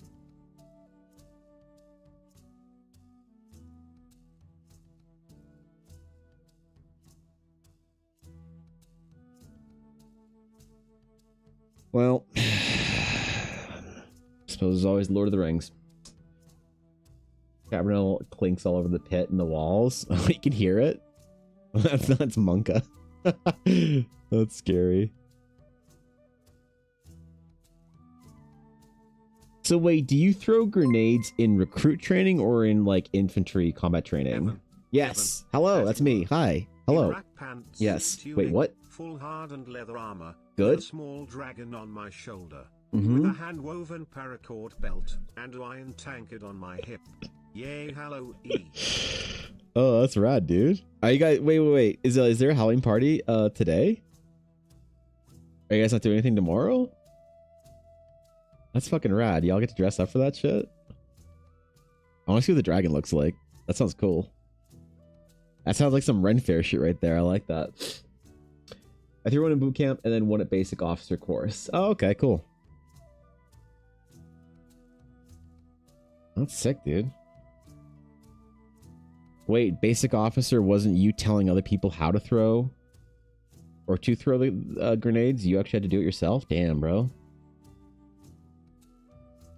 They don't mess around, Marine Corps. Holy.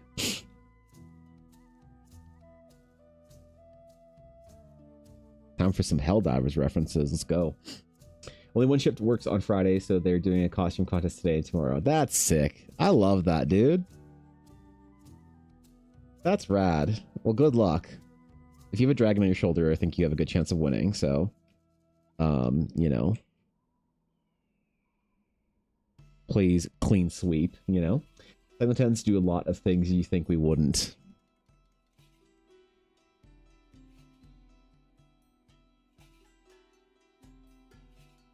Man.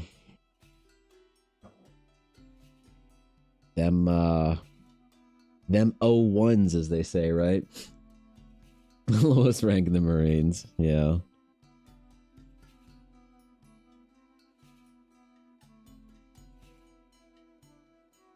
Yeah, what a rank, man. What a career. Holy.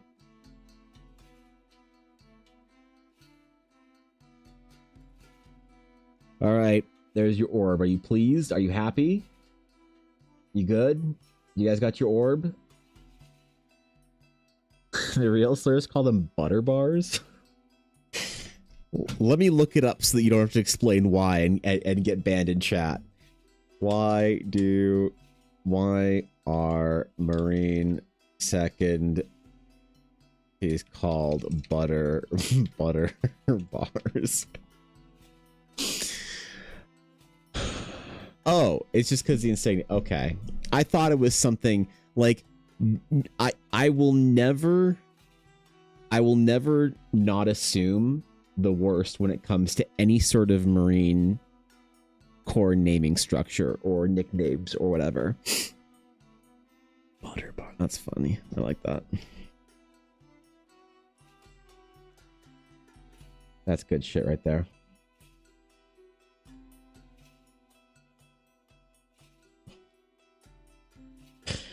Dude, if I was a second lieutenant, I would hand out challenge coins and pretend they meant anything.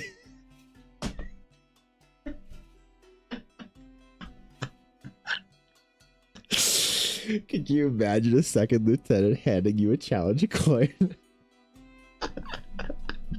With confidence. Go in some drinks there with this Gunny.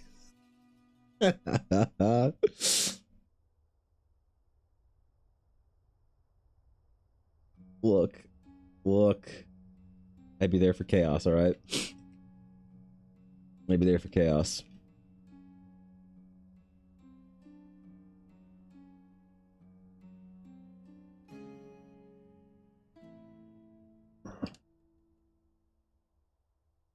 This is gonna be one of those star chart ass looking spheres that you'll find through Eldara, right? Well, that coin from South Korea, 3-star that he handed me, I'd win every time. Damn, bro. I wonder if Apple has a presidential challenge coin because he's part of the he's currently president's honor guard. I gotta ask Apple what his best challenge coin is. He live? He's sometimes live in the morning. Show more. He's not live. Okay, that's fine. I gotta ask Apple next time. Cause yeah, he's currently in DC, you know, doing that whole thing.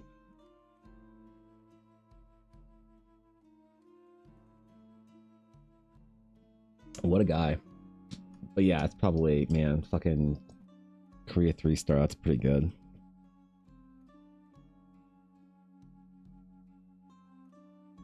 That's pretty legit. All right, there's your fucking sphere. Now to build a temple around it. What's up, Ernesto? Happy Thursday, dude. Yeah, shit. Well, wait, was Zillia saying that the costume contest today? I suppose we're not going to do a Halloween costume contest in this year because I'm going to be going to fucking Lake Louise tomorrow. Shit. Dude, Halloween just snuck up on me this year so fast, man. It wasn't even funny. I got to go out and do some I got to do some snack shopping, bro. So I got to make Ella some butterbeer tomorrow. I got to make her some Harry Potter ass looking snacks. I need some like inspiration from the internet. Then I gotta go buy some groceries today for some heinously expensive things.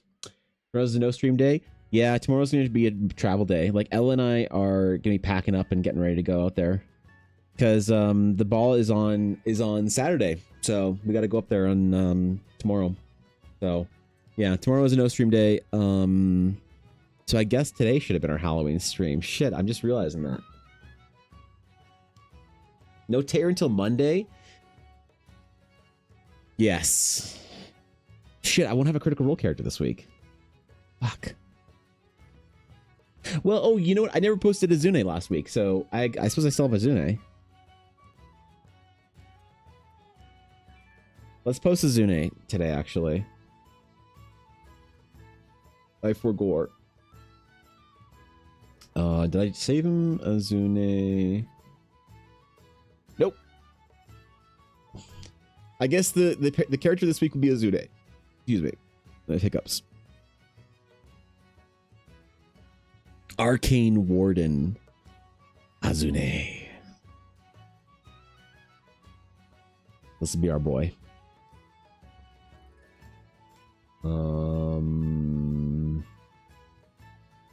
How is cropping in the new Photoshop changes? Let's see if everything gets deleted. Remember, never, ever, ever do this. You will lose. I was going to say, you will lose files if you do cropping this way. Because, why? Because at some point in time, you will reinstall a fresh copy of Photoshop or update it. And this little box will be selected. Delete cropped pixels. Artist, thank you for the follow. And since I just reinstalled Photoshop, it restored defaults. So this little piece of shit box is checked. This is exactly how you lose data. This is why you don't crop like this, is because you will forget to uncheck that box at least once. And it will ruin your week. It'll ruin your week. And if I wasn't talking about that literally right now, I probably would have ruined my week. Assuming I would have accidentally saved it. You know the legacy options on Photoshop? Dude, that's the, like, never update. Never update, never upgrade. Like, pirate your copy so that it's offline only. Oh my god, I don't know. Don't pirate your copies. I can't endorse that. Okay, save as... Ooh, no, save as copy. Art Vault. Oh, god, I hate the new Windows, like... Is there a way to change the files in Windows 11? We're going to change this to our boy Azune. And then we're going to undo our cropping and resave the file. So... It's updated with all the amazing new features. Yeah, I can't believe how much they're trying to get me to use AI. Like, when we reinstalled Photoshop. I just reinstalled everything on my computer. I was having a lot of issues, so I just did a fresh wipe of everything. I nuked the whole damn thing. I have this little, like, bar here that was, like, the generative AI bar. and it was like desperately trying to get me to use AI features or whatever. I don't know. It was pretty traumatic. I was pretty upset about it. I was butthurt. Okay.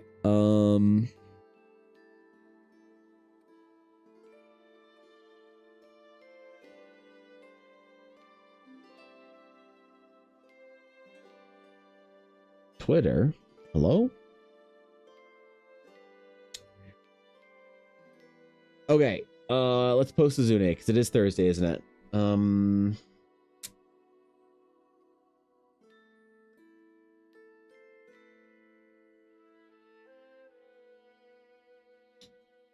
Luis Carrazzo. I forget what Luis's that last name is.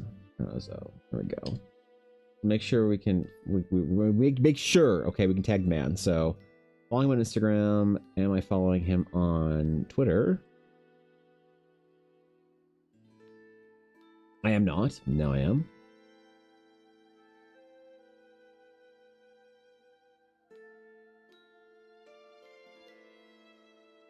Okay.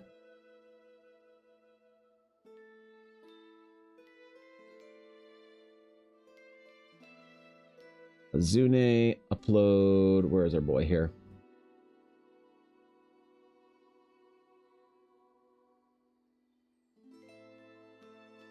Portrait for this week is the most excellent Azune.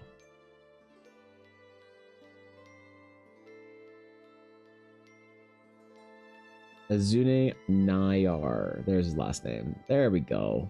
Got that one.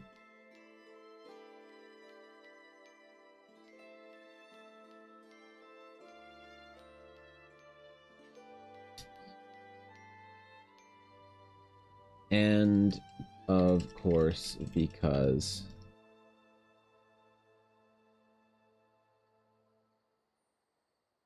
Lewis is amazing.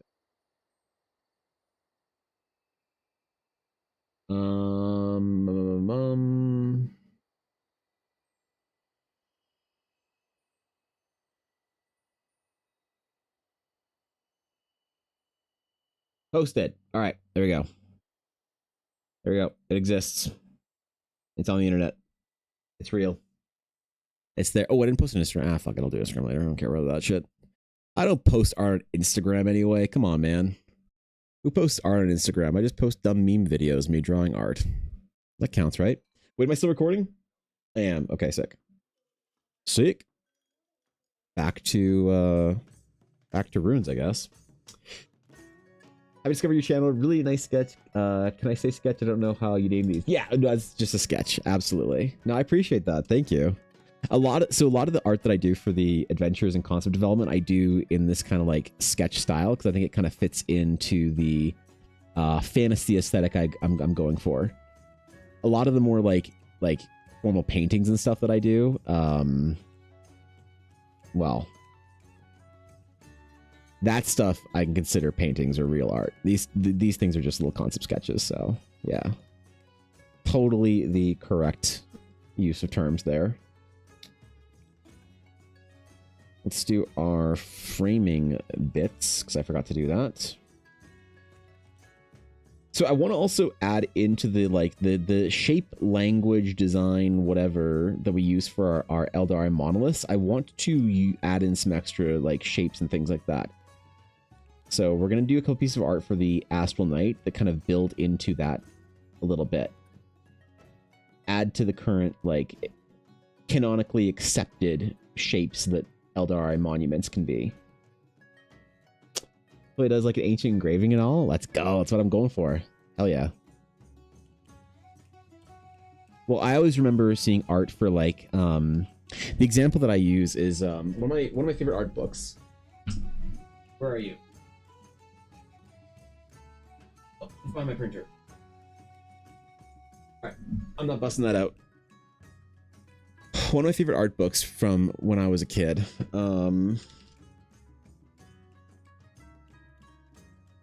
Was the original World of Warcraft art book. And it had all these sketches in it from an artist by the name of Sam Didier. and he did them all in pencil sketches because this is long before digital tools were a thing. So he had all these really awesome like pencil sketches that I felt really lended towards the fantasy aesthetic. And so for my own work, my own project, I really wanted to make sure that I was like kind of evoking that same tradition, because there's something about it being in world that kind of feels, and so I'm also using like the parchment texture and stuff, so it feels like it's like a bard made it or something, you know. Oh, that book, so good. Yeah, it's so good, right? I have 2 copies of it. I have one because it came out of the collector's edition of the original World of Warcraft. So I have one that's in that collector's edition that I own, that's like off in a shelf somewhere. And then I have an extra version of that book that I bought at a pawn shop, actually, when I was in high school or college or whatever, that I actually like have on my shelf. But I have my printer set up right now in front of my shelf, so it's like blocking everything, and I do not want to mess with that whole situation right there just to get a book out to show you something I could have just Googled anyway. So you meant Samwise Didier? Wait, Didio? Yeah, Sam Didier. Good old Samwise. I think he signed all his work Samwise. He was super. You know what? I met him at a BlizzCon benefit dinner. He was unbelievably gracious with his time and real. He was real. I asked him about like. I appreciated his honesty when I said to him, what kind of stuff would you like build for a portfolio if you were going in the industry these days? And he's like, dude, I don't know. I've never had to build a portfolio ever. I just sort of like waddled into this job at Blizzard. I've never had to build a portfolio. I have no idea what game studios are looking for. I don't want to give you bad information to like sound cool. And then, you know, you take it and it's not actually useful because I never applied it myself. And I was like, damn, okay. I respect that.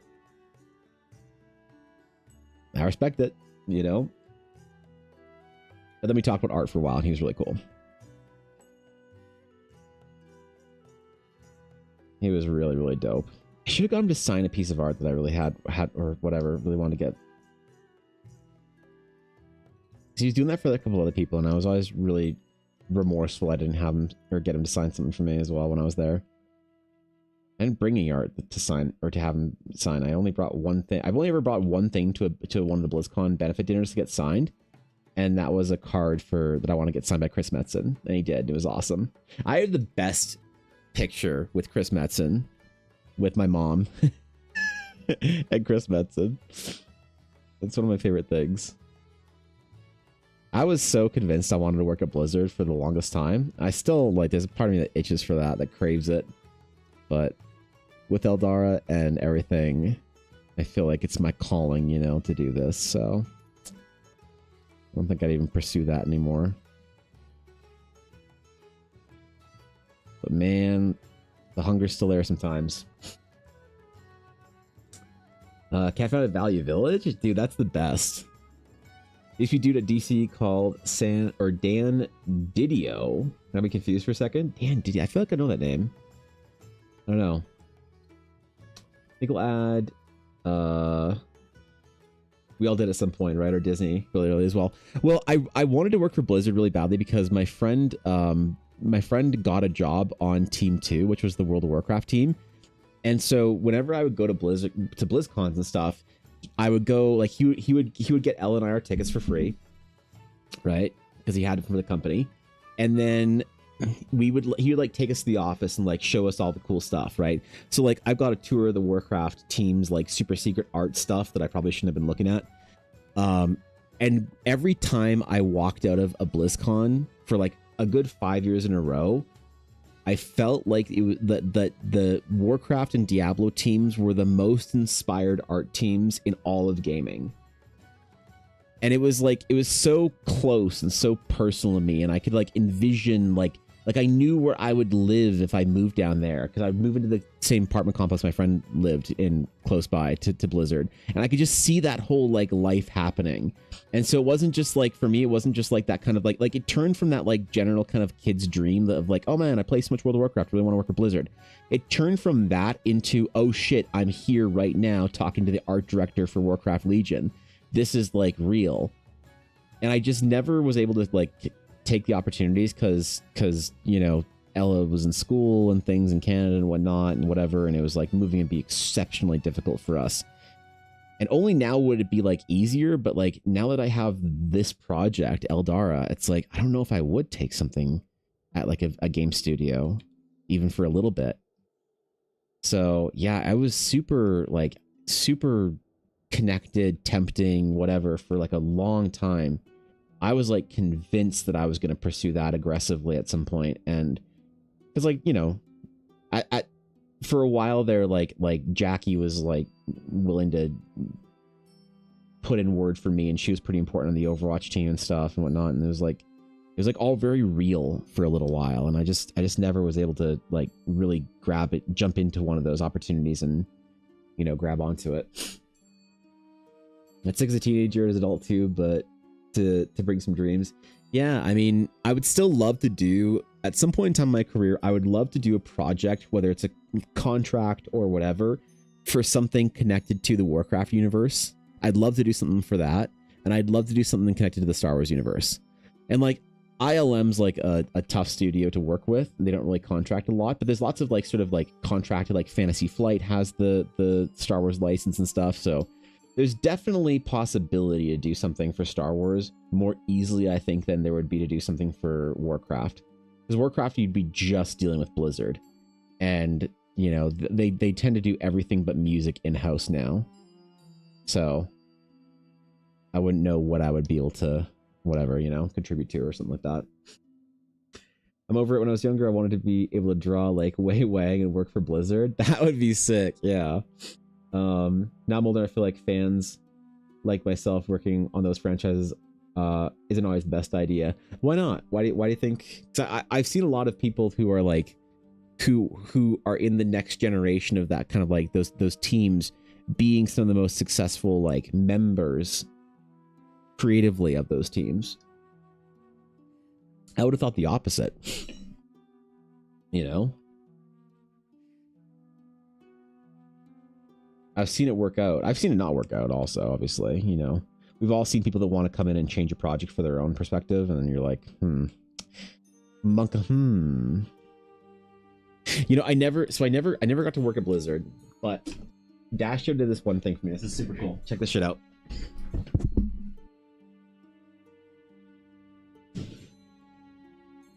This is my copium.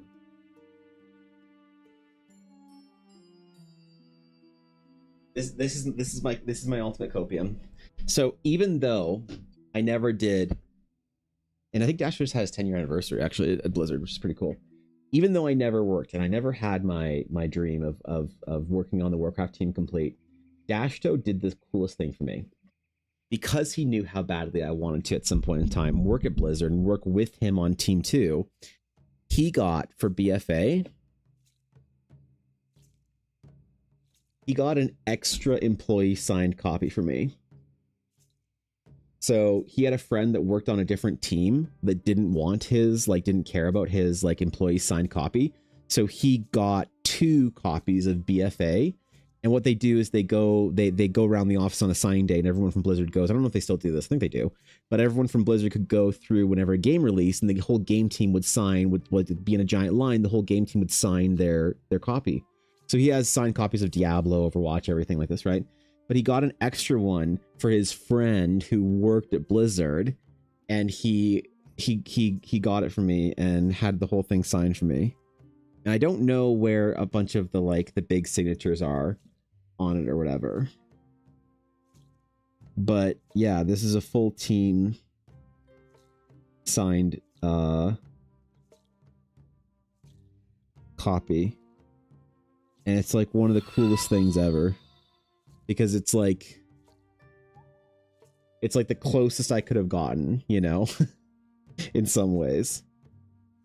I don't know. It's really special to me. Because even though I never like did the thing myself, Dashdo still got me the box for one of the expansions. So yeah, this is special to me. This is really special to me. It's kind of like my consolation prize, my copium, as I say. Yo, and Art, and thank you for the follow. I appreciate it. Thanks, dude. Yellow profiles, big fans, and also artists who don't know anything as long as they're good, but they can bring new ideas without being corrupted. But the fans are also here to be sure everything fits in the universes. Yeah, interesting. I just see the franchises like Star Wars and Warcraft, and all the new stuff feels like average fan fiction to me. It feels like it's the kind of stuff that I would come up with as a fan. That's basically what I mean. I feel like as a fan, I wouldn't be innovative enough to move the franchise forward. I see. Okay.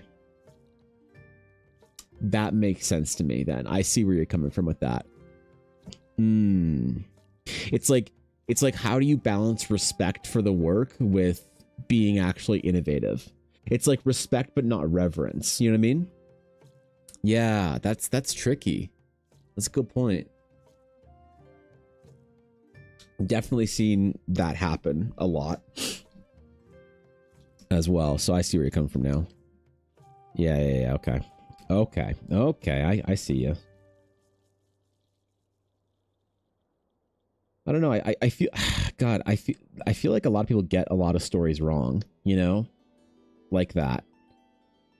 It's like people are generally unhappy with The Witcher, like Netflix's Witcher, because it kind of like deviates and doesn't really understand The Witcher. You know what I mean? And people like have mixed feelings about this, but I think most people, the majority of people, the consensus is that the new Witcher TV show after Cavill sort of like left, and obviously like as the season progressed, just sucks and it is not Witcher, right? And I think people have the same opinion for like Rings of Power. It's just like not Lord of the Rings, and maybe even like certain Star Wars projects. I know Acolyte was really poorly received. Skeleton Crew was mixed. I like Skeleton Crew. I know it wasn't the most well received thing ever, but I actually like Skeleton Crew. But yeah, I see, you know, it's the kind of thing where it's like you want people that like understand what the project's all about, but don't have like so much reverence for it that they can't be innovative and like create something new. But at that point in time, like I wonder about this a lot. When you're creating a giant franchise or an IP, it's like you want it to live beyond you, but maybe it can't. Like let's just say that everything I want in my creative endeavors in my life to happen, everything I want, all my dreams come true, everything I've ever wanted. And so I'm sitting here in 30 years with my Star Wars. I've written my books, I've made my comics, I've made my video games, I've produced my quadrilogy of movies, I've made my adventures, I've done all that stuff, and I've built my Warcraft, I've built my Star Wars, I've built my thing. And let's say it's a wild success that every project I ever wanted to do, I've had funding for it, and it was considered to be, you know, all decently successful. When I enter the twilight years of my life, do I let people touch my project? Do I let people continue my project? You know, do you sell... George Lucas sold Star Wars to Disney so that somebody could continue Star Wars. And he trusted Disney to do it. You know, whether you think that was a good or bad, you know, decision is fair enough, you know. But that's why he gave Star Wars to Disney, to Bob Iger, because he trusted them. Obviously, he worked with them for like Indiana Jones and other things like that. He trusted that they would continue the story that he wanted. That he was too old, too grandpa, too whatever to do the stories and whatnot, and to direct the films himself. So he gave it to Disney to do it for him. He trusted them to do it. Do you trust anyone with your story? Or do you just say, hey man, I'll do what I can during my time, and as soon as my time's up and I'm not doing it anymore, I guess that's like the end of it. You know? I don't know. I don't think it's a super obvious answer one way or another, but I think that I'm more on the side of guarding my IP than I would have been maybe 15 years ago, before Star Wars and Disney and stuff like that. You know? At that point, someone will see it differently and create The Mandalorian. Your vision will create other visions.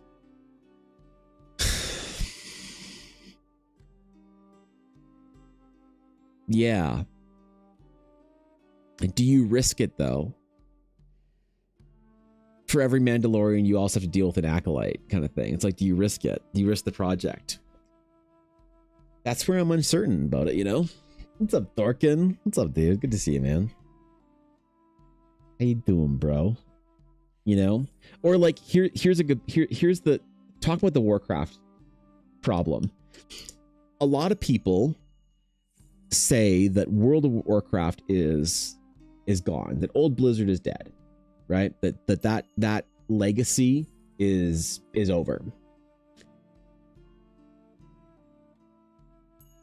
Anything bad that happened to Blizzard was as a result of the fact that they more or less, not anything, but in general, the worst things that happened to Blizzard were in general because they sold the company, right? And they didn't own it.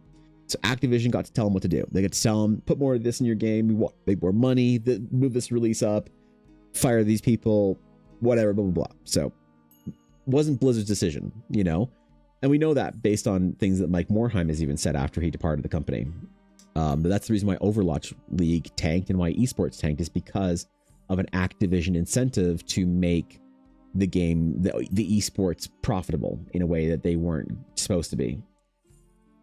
So you sell your company, and if you didn't sell your company, you would never have had the greatest pieces of work that, like, without Blizzard selling, we would have never gotten World of Warcraft. We would have never gotten Classic, Burning Crusade. We've never gotten StarCraft 2. We would never have seen Warcraft 3, you know, Frozen Throne. I think we would have gotten Warcraft 3, but not Frozen Throne.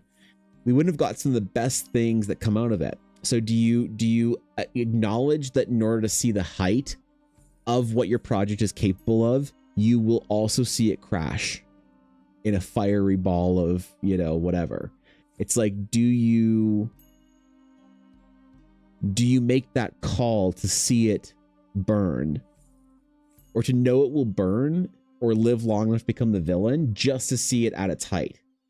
Or do you have a project that never sees the height of what it could be, but it also never has to fall into, you know, the pit of whatever it is that it falls into? I don't know, man. These are all like big questions that I don't think are so obviously answered. Not that I have to worry about any of this, because it's not like I'm sitting here with my like multi-billion-dollar franchise wondering what to do. So make it $1 billion first, then worry about it. Exactly. Yeah. It's not like I have 3 games and 4 trilogies and whatnot, and I'm worried about what to do with my legacy. But the thing is about like the Warcraft is like, do you sell early to see it? Like, if you never did make that change, like to make it $1 billion franchise, in order to make it $1 billion franchise, do you have to first see it, like, get investment for it or whatever? Investment's a terrifying idea. You know? I actually talked with a finance guy this last week to help plan a couple things for whatever. And we had a great chat, actually. Said that I was doing everything right, you know? Crowdfunding everything, whatever, not taking any investment. The way I was building out my projects was like, he was like really impressed by it, which was really cool.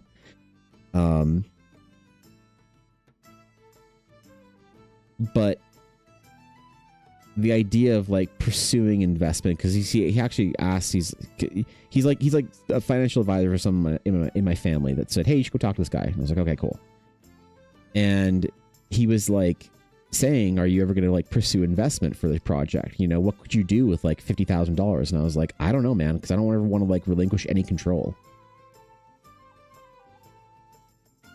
On a creative project, I almost think that seeking investment is like a terrible idea.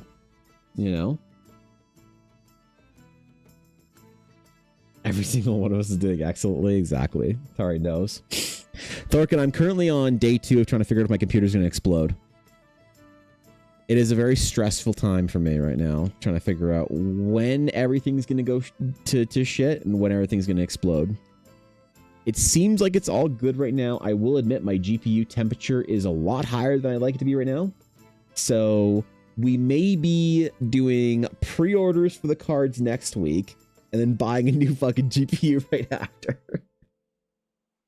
That may be something that happens rapidly, so we shall see. But yeah, tech issues have been plaguing me this week, Thorkin.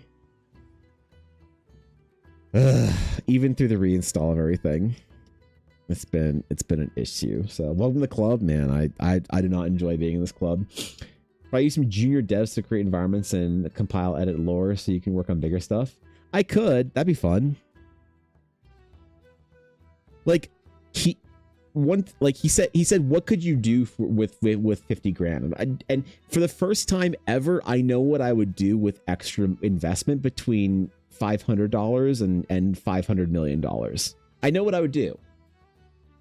And I have a plan for everything. It's like, as soon as I could hire like an editor, right? As soon as I could hire a writer, as soon as I could hire a D&D designer, like I was gonna say a mechanics designer, to help me with like adventures. Like these are all things that I want to be able to do at some point in time. All the way up to hiring a studio.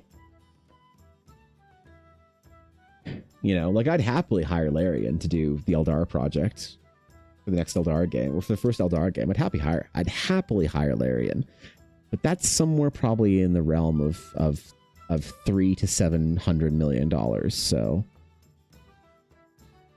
yeah, no, totally. But the problem is like, what do you have to give up for investment? You know, is that how many productive hours you have in the day personally? Yeah, exactly. You know, 100%. And so like every time I do anything, I mean, this is I've laid out my business plan for everyone to see since day one. Every time a project does well, I use that to fund the next bigger thing that's cooler. That's the way I'm going to do it. That's the way the whole thing's going to work. You know? Everything gets reinvested to do the next cool thing. So 50 grand, buy a new vehicle, own a vehicle, save the rest for a rainy day. What? Why would I buy a new vehicle? I don't have to go anywhere. Hey man, I got a 10-year-old vehicle that works just fine. I do not want to buy a new fucking vehicle right now. Take on car payments or something? No way, dude. I'm good. With 50 grand, I could hire a YouTube editor for a year. I could hire someone to help me like build the world anvil out. Like a CSS developer.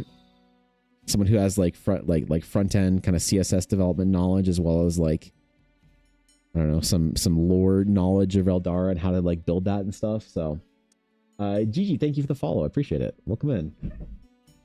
So yeah, I mean there's a lot of stuff that I would do.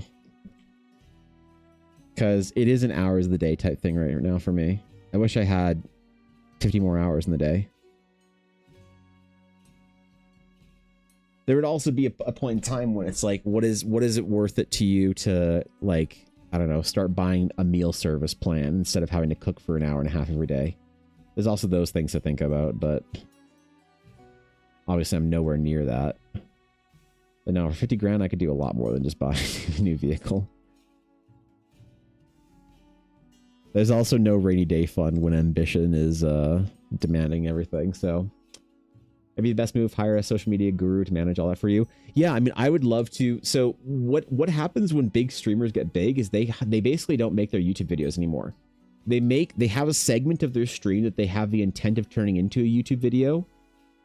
And then somebody does that entire process for them. So what I would do, for instance, if I'm drawing a place like this, is I would do the artwork for it, record the process, and then while I was streaming, I'd tell the story of it or whatever, and then turn it into a lore video that could be posted onto World Anvil.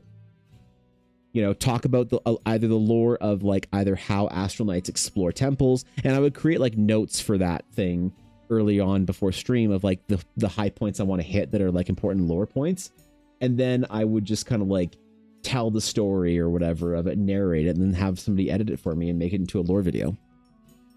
You know, have also other assets that I have, so when I call back to the Astral Knights, they have a bunch of art they can use for that too, and just kind of like automate the process as much as possible.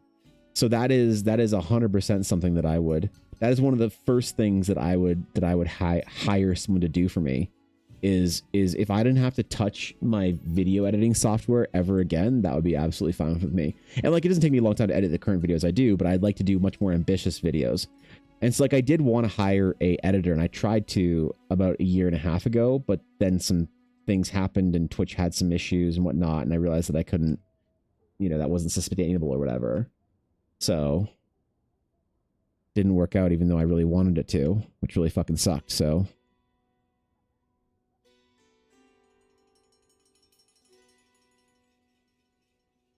yeah, man, be dope to make little lore videos and shit.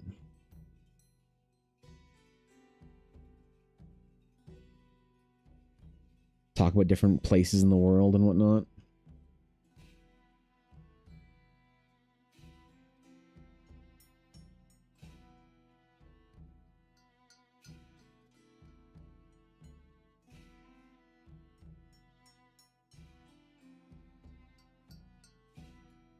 That helped me build the campaign guide like really quickly, wouldn't it?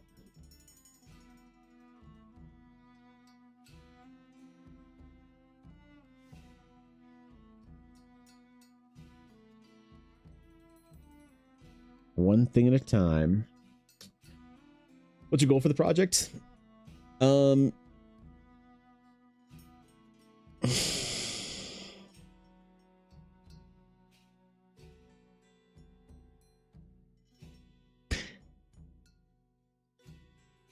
How long-term do you want me to be? How mask off with my ambition? So right now, my main goal is the adventure, right? Is a D&D adventure.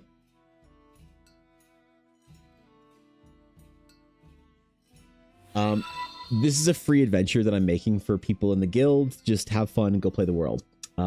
Yo, Glenn Swain, did I say that right? Thank you for the follow. I appreciate that. The D&D adventure is going to feed into a campaign guide.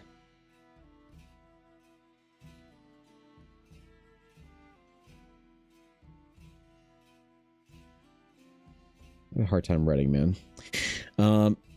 That campaign guide is going to be a pretty substantial Kickstarter project.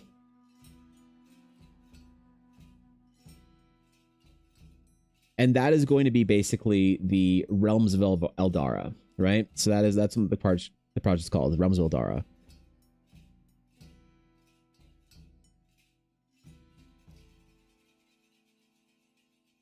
So ideally, within the setting that I'm making the adventure for, I would like to do something where every year there would be sort of a release schedule of a new adventure. There'd be some supplemental stuff, so like some subclasses or like races or / species. There would be like full class releases. There'd be monsters, like things to add to your D&D campaigns. And then later on in the year, there would be something that would be a full-on like Kickstarter of another big campaign guide.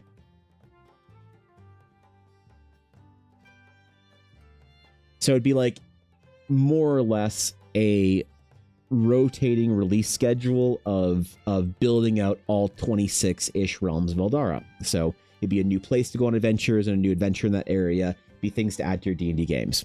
So that's kind of what I want to do on the D&D side of things. But if I'm going to be like honest about the ambition, eventually I want like I'm really creatively kind of childish and greedy. There's projects I want to do that I really want to see happen. So I have like, I really want to write the novel that I want to write, right? That's on there.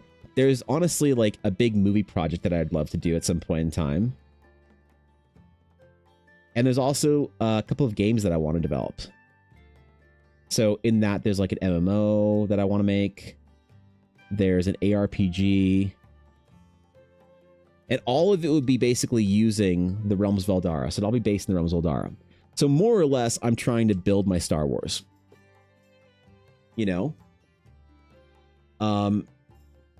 And it's like, I say this stuff out loud and a lot of people are like, bro, what do you mean? Like movies, like the $1 billion free tree. Oh, so you're just trying to casually build a $1 billion franchise. Yes, I am trying to build a multi-billion-dollar franchise. The reason I'm trying to do it is not because I want to make billions of dollars. I'm not the retire with the yacht kind of guy. Like, I would never buy a yacht, okay? Let's say I commanded billions of dollars, Elon Musk style wealth, Jeff Bezos wealth. I wouldn't buy a yacht because I'd rather spend $300,000 making a dope ass video game. Everything that I do that is working in the sort of the capitalist economy of money making, I want it to be feeding into something else that's really dope. The head of Larian put it really well when he said that cash flow and money is a fuel for creative things, not the end point. I think that's what a lot of creative studios get wrong. In my opinion, a lot of the issues with the current creative state of the games industry is that money is the goal endpoint and not the thing that whenever you obtain it because your project was successful, that you do something else dope with, right? So the whole idea for me is to do something that I would want to see in the world, to bring back that like legacy of Star Wars, Warcraft, the early 2000s era when there was cool shit happening every other week. There was a cool release, comics were awesome, games were dope, movies were crazy, and everything we could be excited for. Now it's like, how many times is there a movie that comes out you're like, okay, this is just kind of more like cash flow drivel for whatever studio. A game comes out and it's like $100 and you're like, I don't want to spend $100 on this trash. So I'm trying to reconstruct the world that I grew up in, that I loved. So yeah, amazing. Gotta go. It's pleasure seat at a time. Absolutely, artist. Take care, my friend. Be good. Have a phenomenal rest of your day, dude. Yeah. It's even at some point you also have to adapt to the world work, so it's not that crazy for me, at least. Yeah, 800 pages minimum. How big is an 800-page book, bro? Yeah, I don't know. Every time one project does well, I want it to fund the next project that's even cooler, even bigger, and even more ambitious. And I know that when I say it out loud, the things that I want to do, some people get uncomfortable because they're like, who the fuck are you to think that like come on, man, you know what I mean? Oh, you're just trying to casually be the next Tolkien or George Lucas or whatever. It's like, yeah, why not? It's fun. Why not? What's the problem with that? You know? What's wrong with this trying to just be one of the greatest, you know, storytellers of your generation? I don't know. Seems like a fun thing to do. What else are we gonna do? Work, just spend all life working and then chill and then just, you know, that's it? Is that really all there is to it? I don't know, man. I think a life spent in pursuit of a unrealistic, ambitious goal is a life well lived, and that's the way I'm trying to live mine. So I know how dumb it sounds when I talk about like the full long-term plans for Eldara or what I want to do or what I want to accomplish. I know how stupid I sound when I say what I want to do. I know how it sounds to people when I say that, like, oh yeah, I have this idea for a movie, for a quadrilogy of movies I really want to make. I have a 4-part movie series, 4 episodes, kind of that I want to tell a story of, and each one's gonna be like $1 billion movie. You know, how do I get $4 billion to make this movie like series that I want to make over a decade, or maybe an 8-year pro or 8 to 10 years, you know? How are we gonna do that? How are we gonna do that one, boys? I don't know. I know how dumb it sounds, but it was like 3 main Eldara books, a setting guide, a monster bestiary, and a player guide. There's gonna be, I think the setting guide and the player guide will be merged into one giant book. Like, if you ever played a Pathfinder campaign, Pathfinder original, like 1st edition, you might know that in First Ed Pathfinder, they had a really great DMG that was kind of like the PHB DMG combined. So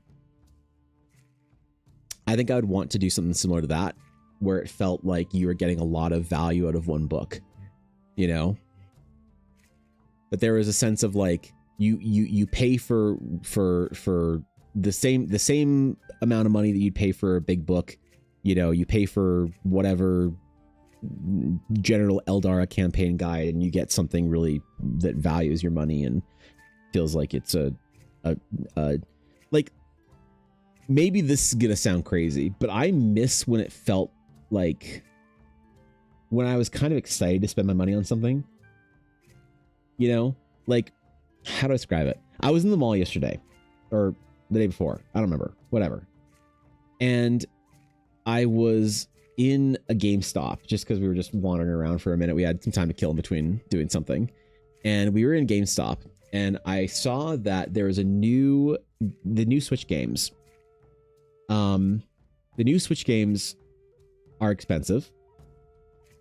Not Breath of the Wild, but the other Zelda game that's newer that they have for Switch 2 edition. It was $115.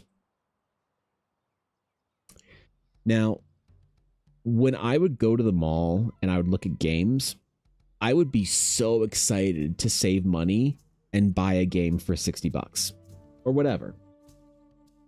And the price of a product, I was like happy. I was like, take my money. This is going to be awesome. You know? But now whenever I see a price tag on a game, or like Baldur's Gate, I was super excited to buy. But now I find a lot of games that I buy, it's kind of like this, like, ugh, is this really worth whatever? Oh man, like I'm kind of reluctant. I'm like I'm miserable about it because I don't feel like I'm getting value for the money that I spend. And I want to make games and things and projects that have value. Because I think that's the best way to do it. I think with creative endeavors, you can't play the greed monster game with people. Not with a creative product. You can't force people into like, well, if you want to buy the new Zelda game, you're going to have to pay $115 for it. Like, that's the way it is. Get bent. Are you getting more value for your money? No, it just costs more. And we're going to charge you the most we possibly can, knowing that you'll probably buy it. And that to me is just like, it takes the fun out of playing a game for me when I feel like I'm being sort of scammed a bit. Or paying for like microtransactions and shit. It's the same thing. So 115 for the new, whatever the new Zelda game is, not Breath of the Wild, but the new one that's a Switch 2 edition. It's $150 in Canada. So I think it's about $100 US, isn't it? But it's 115 in Canada. So yeah, games are expensive now, you know? And that sucks. I used to enjoy comic books and games and things like that. And now it all kind of just feels like this annoying, like, I don't know. When I make something that I'm expecting to build a business off of, it's like, how do you make something that people don't feel like they're getting fucking ripped off and scammed with when they buy? How do I make a video game or a D&D supplement or something that people don't feel like it's just some shitty, like, you know, cash grabbing project just to try and earn some money based on currency built by a project by actual creatives earlier on in the process, right? If you love Drawsteel and its growth, you'd have thought of a pivot to Eldar in that space to start. Bigger fish in a smaller and more open pond. I'm too greedy for that, Samurai. I want to do both.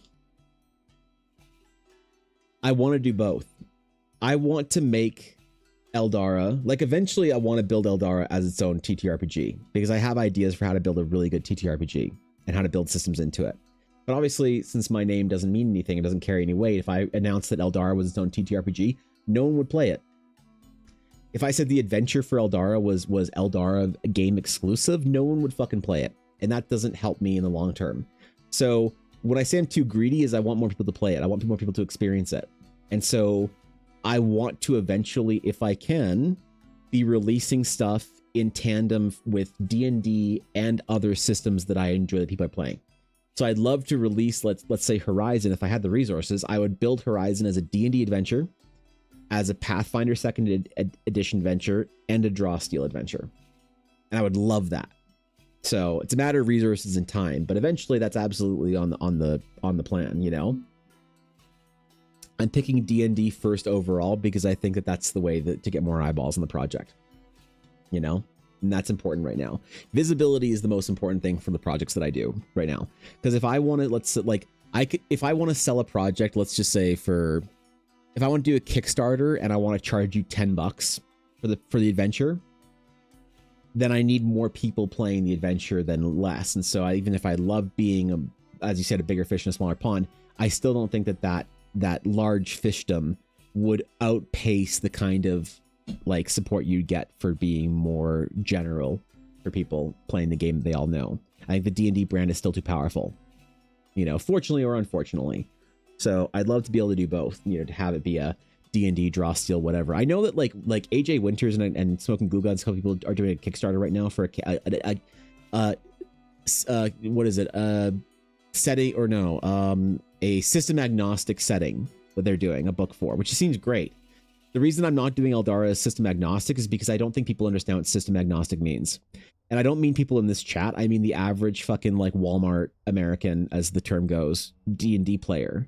Your average convention goer. I've talked to a lot of people at conventions and gotten a lot of feedback. And whenever I say system agnostic, people immediately deflate.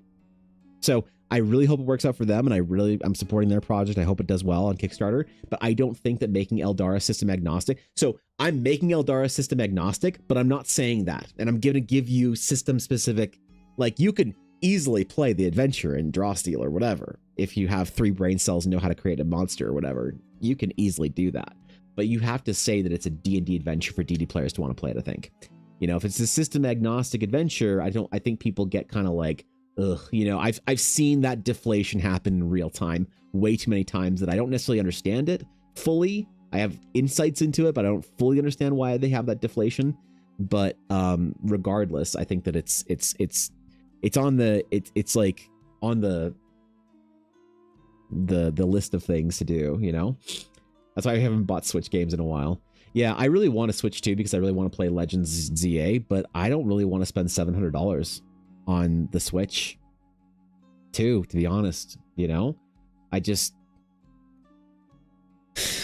yeah, it sucks, man, you know.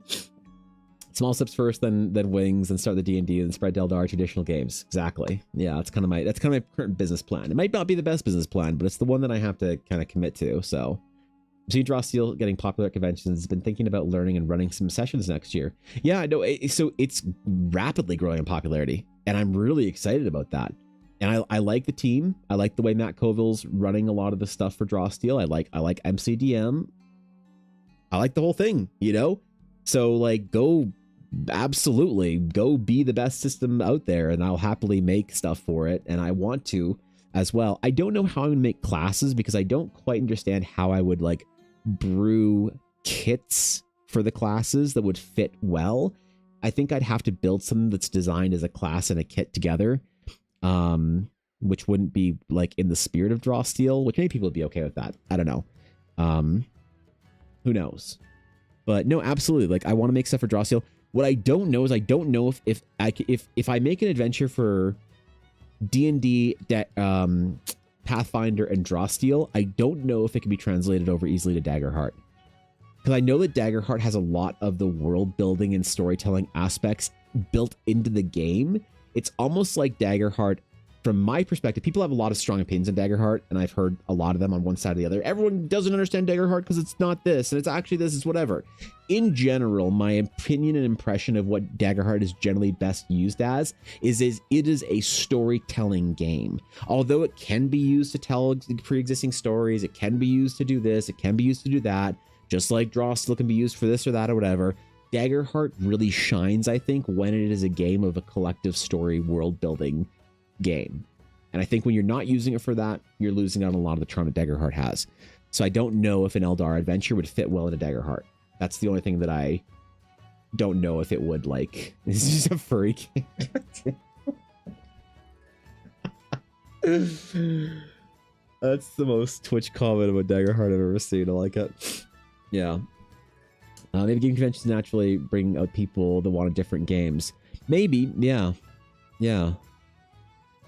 Definitely, there's like the convention goer is still not necessarily a casual player. I think the question that you'd have to answer there is if you're at a gaming convention, whether that is a Gen Con or even your local Comic Cons, because I've been to super specific niche things like ArdCon, and I've also been to super generic things like Edmonton Comic Expo. And I've heard similar things. The question is, if you are the kind of person who plays D&D, but you're also the kind of person that goes to a Comic-Con, are you an enthusiast by definition, or are you potentially still a casual player? I don't know. I don't know the answer to that, to be honest. I'm not entirely sure. So I don't know what how to classify people like that necessarily. So being approachable community as well as the game, D&D is so divided in so many places. No, that's real. Yeah, I agree entirely. Whereas Drawsteel is currently in one place and asking for skilled people to make stuff, pointing out at artists does seem like quite a good time to get involved. No, you know what? You're right, Samurai. Because with D&D, so the power balance is would be in my favor for Drawsteel. It wouldn't be just a matter of big fish in a small pond. It would be versus small pond or small fish in a big pond. It would be also big fish in a small pond where the pond is really excited you're there and wants you to do really well. Whereas for D&D doesn't, Wizards of the Coast, and this is not a knock against WotC or anything. This is just like stating facts. WotC doesn't give a shit if I die tomorrow. You know, they don't care about my project. There's a billion people doing D&D projects out there, and they don't need to care. They don't need to support anything. They don't need to invest in this evil thing. They're just too big, you know? But for something like Drawsteel, where they want people to develop content for it, they want people to be making, you know what I could do? I bet you I could hire Ashy of Heart to convert. What if I paid Ashley like $500 to spend a couple evenings converting Horizon into a Drawsteel game? I wonder if she'd do it. I wonder, man. You know, hey, I could hire like Ashley or older to do that. You know, because they know it really well. They know it better than me, since I haven't played it with them yet. I wonder what that would be worth to me. That'd be an interesting investment. Is to ask somebody to, and again, like, I don't have to do this. I could hire somebody to do this. It's somebody that I trust, one of my friends, like Ashley Olner, fucking whoever, right? And I could say, hey, can you convert this into, I want to hire you to convert this into Drawsteel, make it all like compatible, whatever, blah, blah, blah. Not necessarily the classes. The classes can kind of be their own thing. Like maybe I don't have to do the classes yet, but just the adventure, just Horizon, just the stats, the rolls, the tables, things like that. Maybe have them add in some extra Drawsteel related things like projects and things like that and titles and whatnot that fit into it, and say, can you make this into a Drawsteel friend, not just Drawsteel adherent or friendly, but a Drawsteel, or sorry, not just Drawsteel compliant, but a Drawsteel enthusiastic game adventure, and add stuff in here, take some stuff away as you need to, and convert everything that I have. I bet you if I could get that done for less than 500 or for $500 or less, I bet that'd be a worthwhile investment, because then I could have the Drawsteel version of it out there and be like, hey, here's this big adventure that I've been developing for the last couple of years that is Drawsteel compliant. You can play it D&D, or you can play, you know, Drawsteel or whatever. So have fun, right? Give them 5% payment on the sales of the adventure whenever someone buys the adventure. No, I'd want to do it something that's an upfront cost, so that I don't have to manage, because whenever you do something like that, like, that's not a bad idea for, like, at all. That's a great idea for long-term projects. The issue why that doesn't work for me is saying, hey, you can have a percentage of sales, whatever, in addition to like the what, like, I'm going to pay you this and also give you a percentage of sales, is then I have to have somebody managing how much the sales work out to, and then paying people out. And that's the kind of thing that you hire an accounting department for. So until I have an accountant that is my, like, on retainer, that's doing all whatever that would just automatically pays that out, I wouldn't want to be worrying about, like, oh, I sold 3 copies of it in 2 years and I need to figure out how to find, you know, Ashy for whatever or some shit, like whoever I pay, you know. So I'd want to rather just do it one and done up front, you know, and then whatever, hope for the best, I guess. Because I also don't know if that would be enough, you know, to be worth their time. If it's not that plus some large substantial sort of like payment for the upfront thing. That's a good idea on larger projects. Absolutely. Like, I do actually believe in that generally. I think that as creatives, you should, like, one of the things that you see in studios and in game teams that do really well is a comprehensive bonuses. Right? Like, if I'm going to start a game studio, I'm going to pay my developers extremely well, and I'm also going to give them a substantial bonus based on percentage of copies sold. And if that means that people are making $500,000 a year, I don't care. The fear sometimes that they say in paying your developers too much is that they'll just leave. They'll just make a cool 2 million to always feel like they're extremely fucking lucky to work on that project. I think if you take care of your creatives in a profound way, then you get the best work out of them. You know, creatives that are scared of where like income's coming from or starved or whatever, they don't do the best work. You know, underpaying a team or whatever. So I absolutely love the idea of having like a game studio in the future where I'm like, yeah, I mean, like 20% revenue goes to the studio. Oh, but the game made $500 million. Oh my God. So everyone's getting $1.5 million bonus this year? Crazy. Anyway, can't wait to see the parking lot on Monday. Go have fun, guys. See you next game title. Like, what the fuck are we talking about here? You know, would you rather be Mike Morheim or Bobby Kotick?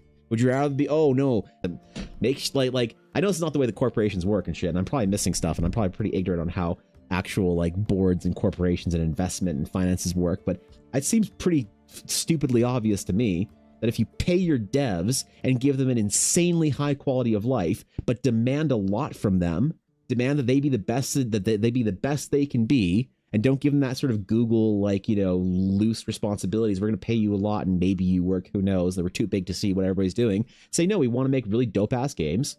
We want everyone to be at their best and working really hard for this. And if you are doing that, you're going to get obviously paid and compensated for your time at an industry level that's like competitive. Like, man, if we got no bonuses from this project, I'd still love to work at Eldara Studios. But then also when the game sells and it sells, you know, $1 billion, then it's like everyone's like super excited. You know, it's insane to me that people like if people aren't invested in the project personally, then what do they give a shit about? Creatively anyway, it doesn't matter then. Like, why give your best for somebody else to build their dream if you're not going to be seeing anything, you know? Like, I think that the argument is that you're the one carrying the risk, so that you reap all the benefit of the risk. I think if you give a little bit of that benefit to the people that are actually doing the project, even though they give them both best of both worlds, the stability of not having to take on the risk and the benefit of that risk working out. And you're going to see crazy shit. You're going to see amazing games. You're going to see amazing things. And we kind of see that sometimes with certain companies that do this. I know like I've heard things about like how the UFC works and other companies and whatnot that like really, really take care of their people. And they do amazing things. And it's like crazy. Who could have thought that if you treat people with respect and dignity and give them, you know, compensation to not worry about their future, that they can just do the most creatively invested work ever. I don't think it'd make people lazy. I think that freedom, you know, if I won the lottery and won $50 million and never had to work for the rest of my life, you would see the most interesting creative stuff out of me ever. I wouldn't chill out. Personally, I would not chill and just be lazy and play Warcraft all day. That'd be like, oh my God, I can like do crazy stuff now, you know? And I think that there's a lot of people like that are wired like that. So like pay the studio, pay the creatives, you know? So I love the idea of that, of saying like, yeah, you can have percentage of sales on things, then people are motivated to do a good job on it, obviously, you know? But right now, unfortunately, I don't have the resources to manage any of that, you know? Because like Samurai said, accountancy can get out of hand. LOTFP is one of the best royalty schemes in the industry, but after decades, it is a bit of a bookkeeping nightmare. Oh, sure. Like I imagine that like royalties in perpetuity is like, that's a nightmare. It sounds like royalties in perpetuity. Oh my God. You're writing checks for like 30 cents in 60 years. That sounds like heinous, you know?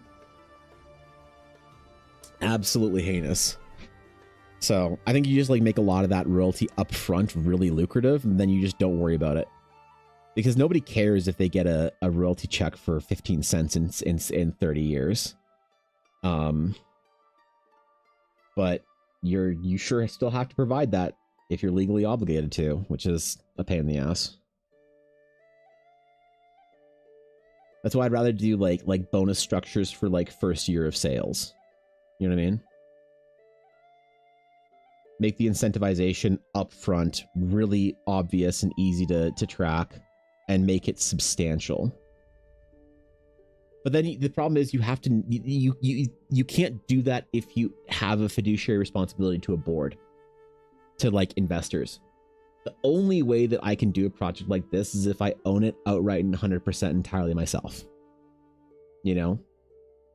Because if I like sell Electronic Blur Arts Inc., you know, TM 1999, Evan of the Coast, to somebody for 25% for an investment, then I always have to consider their payout first before you consider like what you do with that. You know what I mean? And that's just like the only way to be able to do any of this is to own your project outright entirely, and then you can like set up your studio however you want.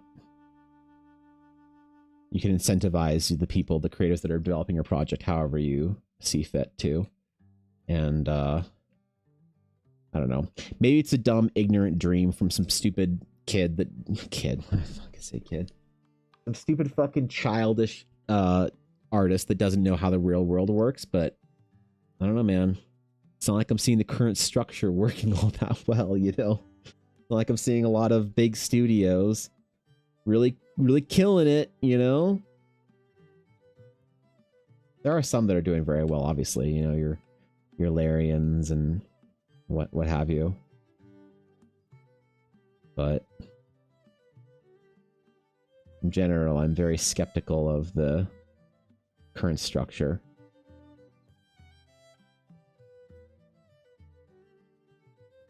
I don't think it's conducive to making the best creative titles.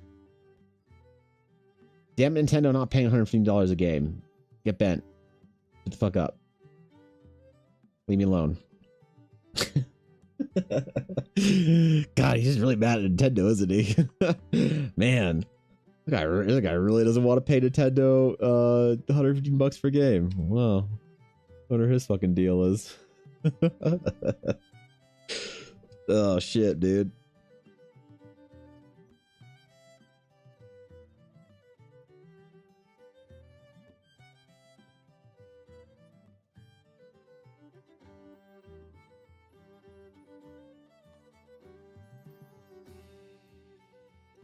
Okay. Definitely forgot. I put them on a list in here. I definitely forgot the runes, though. I also need to do a piece of art for one of the secret rares that'll be a secret crumb. I forgot that I gotta do that still. But I kind of don't want to do that art on stream. I kind of want it to be like a literal secret rare. So maybe we'll use these runes for one thing for the cards, and then do our super secret rare later. The one of ones and stuff like that, you know.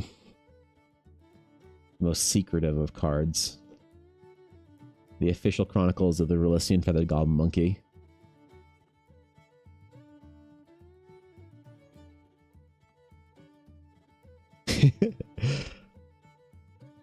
Dude, I really gotta hire Dashto to build an album for Horizon, you know? He made the Relician Feathered Goblin Monkey theme, but it never made it onto the album. It's on his YouTube, I think. I wonder if I search YouTube music for Relician Feathered Goblin Monkey, if I'll get anything. Hold on.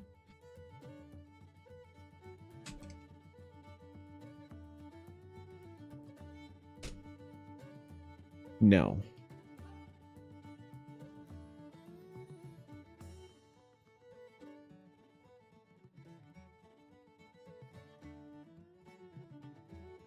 No, I think it's just a short on this channel. It's not actually a proper music release. Shit!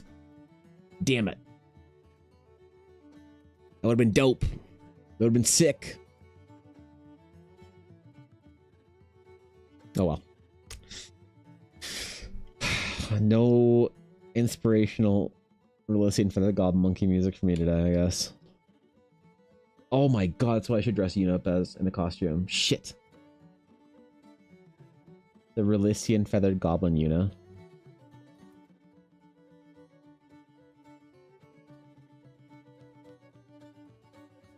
I don't know if you guys did see on stream the other day, but Yuna's Halloween costume this year is the avocado. So, I guess she's costumed up this year. Who would have thought that's the best part of owning a dog? Dude, is that what it's like to have kids? You just like enjoy dress them up as stupid, like in like stupid costumes for the first couple of years before they have like a say in it. That sounds rad, actually.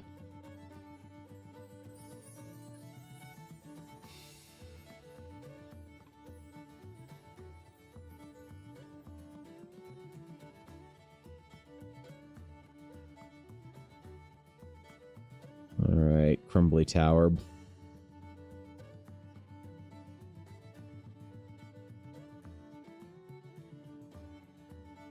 Crumble no more, thine tower.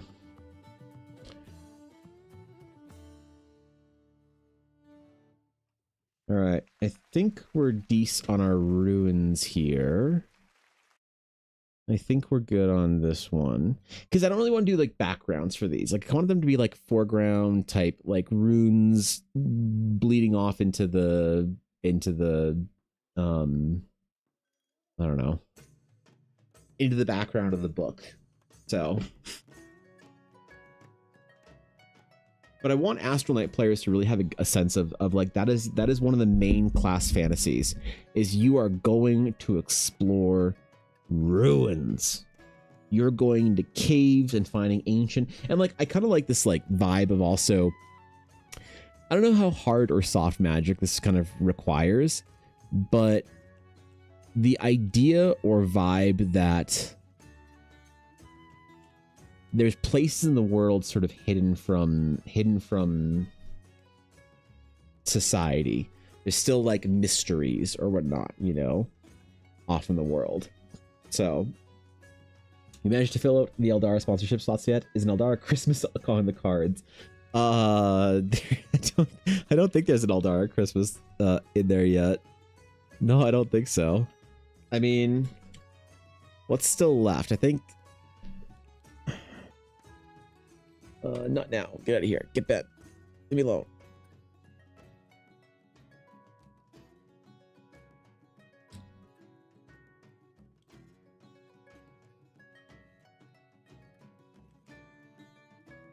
Where are my requests? There we go. So I gotta update this to because this hasn't been updated, but I think the slots are, oh, there are slots. Oh, okay. Whoops. Shit. What's this? What book is this for? Your own setting? Yeah, this is for my own setting. So this is for the setting that I'm building for the D&D adventure that I'm publishing right now. So I'm trying to build the setting out and the adventure at the same time, so they can kind of like fill each other in. Shit, I was gonna add my, oh fuck, I was gonna add the full body portraits in there as well. Shoot.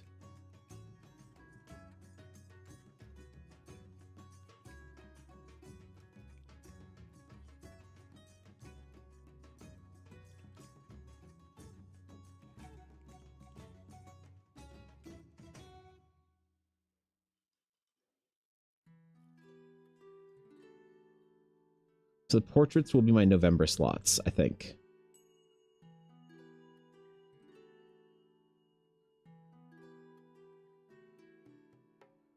And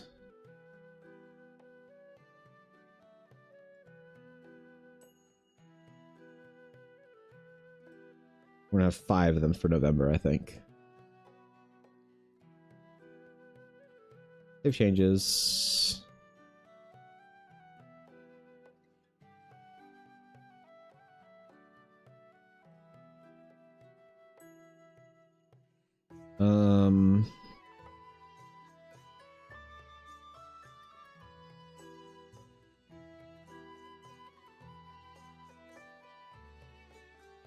Full character design sketch.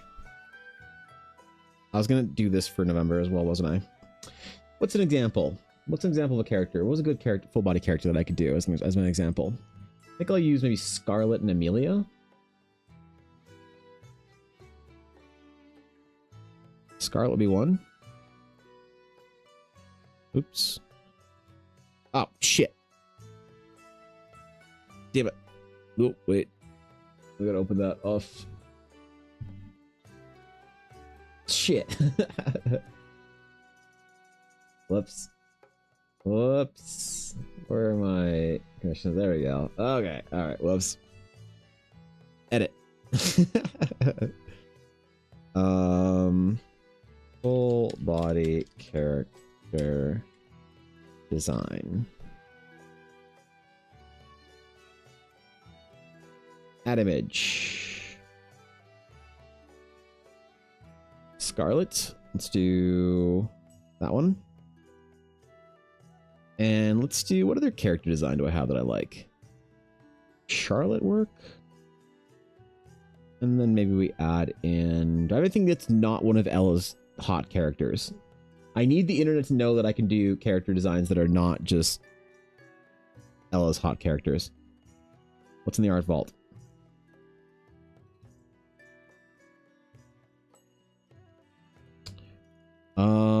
Guys, I don't think I have any options here besides Ella's hot characters for full body character designs. I think I'm a little screwed, to be real.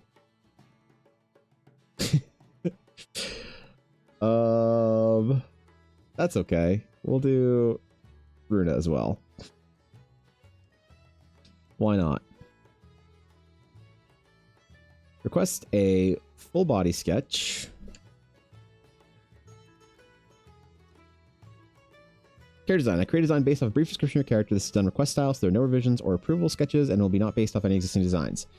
This is intended for clients looking for a brand new design.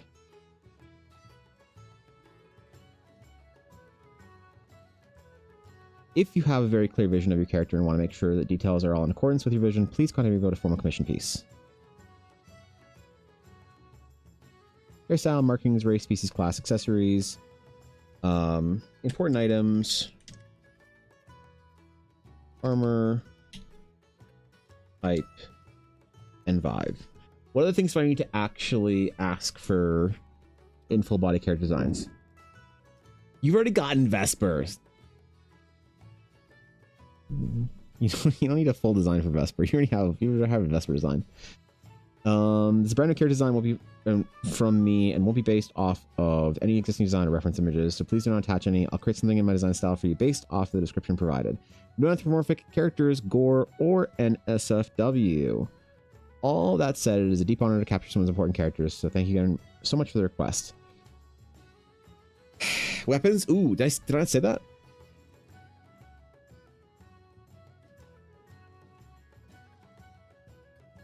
Important items / weapons. Thank you. Armor type and vibe.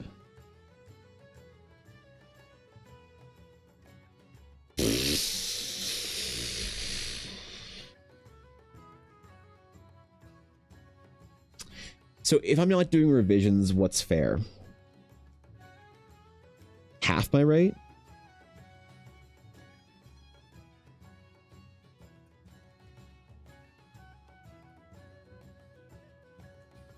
I think I could probably... No. Yeah, fuck it. We'll do half. We'll do half plus 5 whatever percent. All right. I can only add 2 of these a month, I think.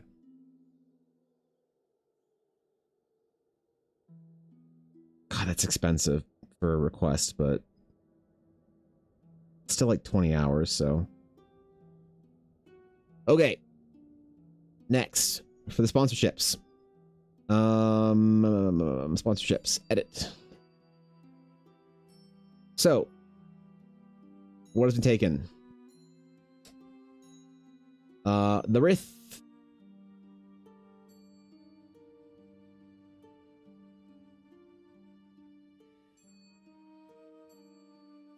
What else is in here?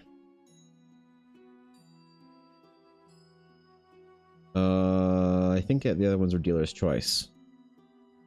So I need to add to the other things down here. Okay.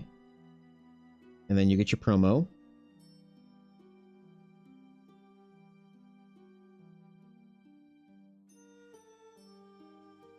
Yeah, sorry. Sorry, worldwide shipping. Sorry, guys. Save. Alright. We're ready for November. We are ready for November. There we go. We'll see. I'll put the call out to TikTok and see all the heinous things they want me to draw for them. So, yep. Okay, sorry, let me catch up. It's very neat to have the author do all the art. Yeah, I mean, I don't know. I enjoy both parts of the process. So, what's up, Flower? What if I request Eldritch Horror Vesper with black ichor dripping from her eyes? Eldritch Horror Vesper with black ichor dripping from her eyes. You don't want me to draw Eldritch Horror for you, Sabine. Because I'll nightmare the fuck out of your character. You don't put Eldritch Horror Vesper in the description unless you want like tentacles, broken separated bones, like mutated fucking appendages and limbs, scars and gnashing teeth clawing from unhidden maws. All right, black ichor dripping. If one is black ichor dripping from eyes, you best not invoke the term Eldritch Horror. Okay, because I don't want to, I don't want to invoke any great old ones by accident. I don't want to summon any ancient evils. Subsolution. Whew. Right. Let's not, yeah. The Eldritch Hero Forge mini does have tentacles and things? Yeah, okay. All right. Shit. Wait, what the hell happened to Vesper? What did you do to, what did you do to my Vesper? Listen, hey. You don't get that character killed off, okay? That's important to me. You don't turn your character into a villain, okay? Don't do that to me, all right? I don't want my girl getting with the wrong crowd and being a blood sacrifice for an ancient cult of Eldritch Horror Whisperer and silence priests and shit. Let's not get out of hand here. Hero to villain? No, not Vesper. I still enjoy seeing you draw monsters and stuff sometimes. That sounds awesome. Well,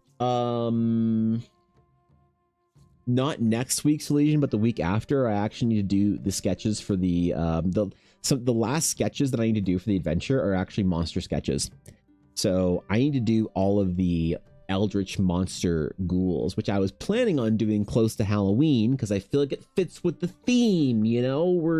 It's spooky season. We draw monsters, but that didn't turn out. So I currently have a fantasy ball to go to that I forgot about. So yeah, monster design, if that's what you want to see, you're in luck. Because not next week, but the week after, excuse me.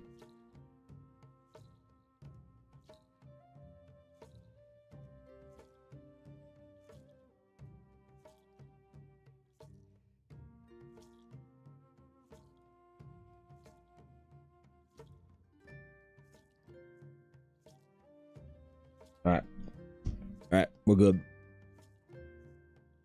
Those are original forms, but she's getting uncorrupted arc by the arc with some slumps. Maybe tapping into the druidic force of the land itself, now trying to fight back Strahd. Well, fight it back. Get it gone. Get him out of here.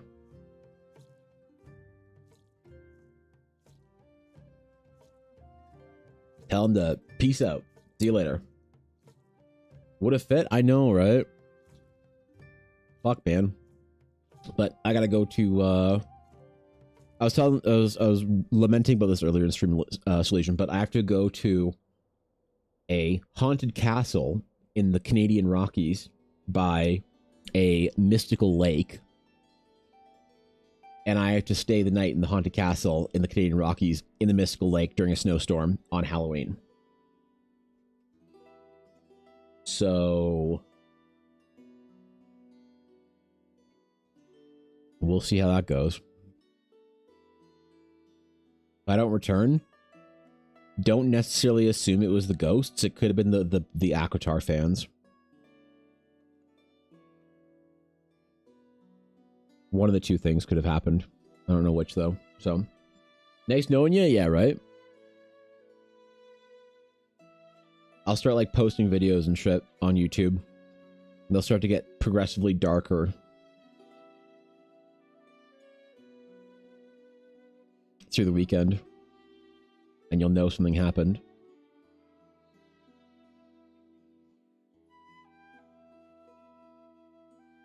What? Evan's cosplaying as a romantasy author?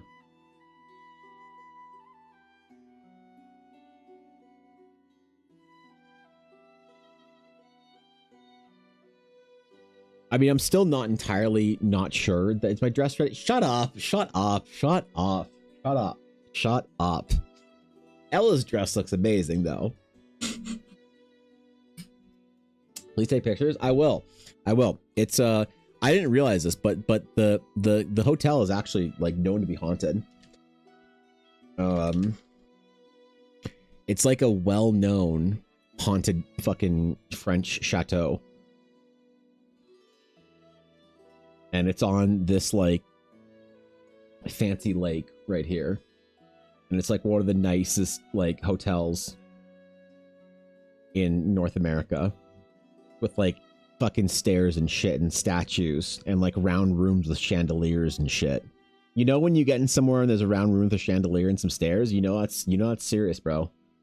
So yeah, this hotel is normally like nearing $1,000 a night for staying on any given day. But since Ella and I are vendors of the event, we get a rate of like $300. So that's the main reason we're doing this, is because we thought it'd be cool to stay here. We never get a chance to stay here otherwise. So even if the event does really shitty, and you know, don't sell shit, dice, art, whatever, at the very least, you know, we get to stay the night at the Lake Louise. So just sound like a fun break. Sounds healthy. Well, this is unfortunately a work trip, so we're gonna have to set up all of Saturday, and then the event is from 2 till midnight. So then at midnight, when we start to take down, we'll probably be up till 1 or 2 a.m. doing takedown. And so Sunday morning, the plans are we're gonna sleep in and have breakfast there before coming home. So Sunday morning will be really nice to have a morning in, you know, the mountains, hopefully relax and whatever. But Saturday's gonna be very tiring, but the Sunday should be really nice, hopefully. I don't know. Unless we get abducted by ghosts, at which point actually, hold on, what are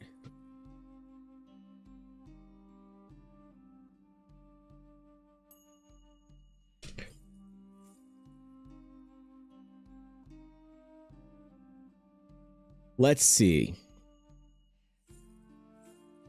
The ghost stories. Let's see. There's the Ghost Bride. There's the Lake Agnes Ghost. And there's also Room 873. Said to be haunted by a family murderer with reports of screams and ghostly figures.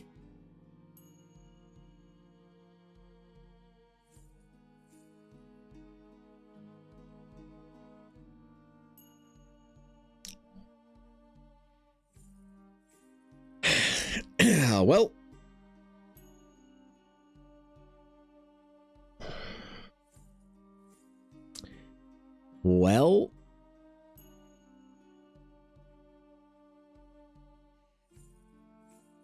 I'll let you guys know. Be awful if you got possessed by a non-artist ghost who just wanted to ride motorcycles and drink Bud Light. Oh my god. Can you imagine how much happier I'd be? Holy shit. Jeez, dude. What the fuck? Yeah, right? Man, what a shame. God. Do you believe that? Okay, path real quick. We need a path. We need a path. We need a path. We need a path. We need a path.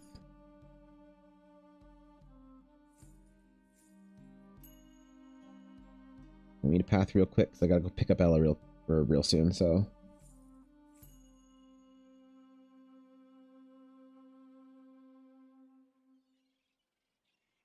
with obviously some flag markers along the path, because that's the thing that I do apparently for no reason. But the people expect it. They demand it. Into the yawning canyon, and beyond that, the temple of the sphere of Infus. Not the scroll of Infus, that's from Diablo. Please get our video game references right here, so, you know. I'll take a picture with room, what is it, 803 or something? Yo, all my homies stay in room 803. Hey, yo, ghost murderers, let's go. For content, bro. Live on Kick.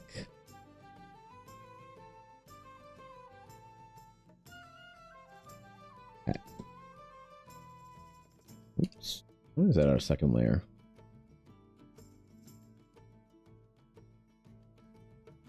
Sick. Alright. Alright. Alright. We done. We got it done.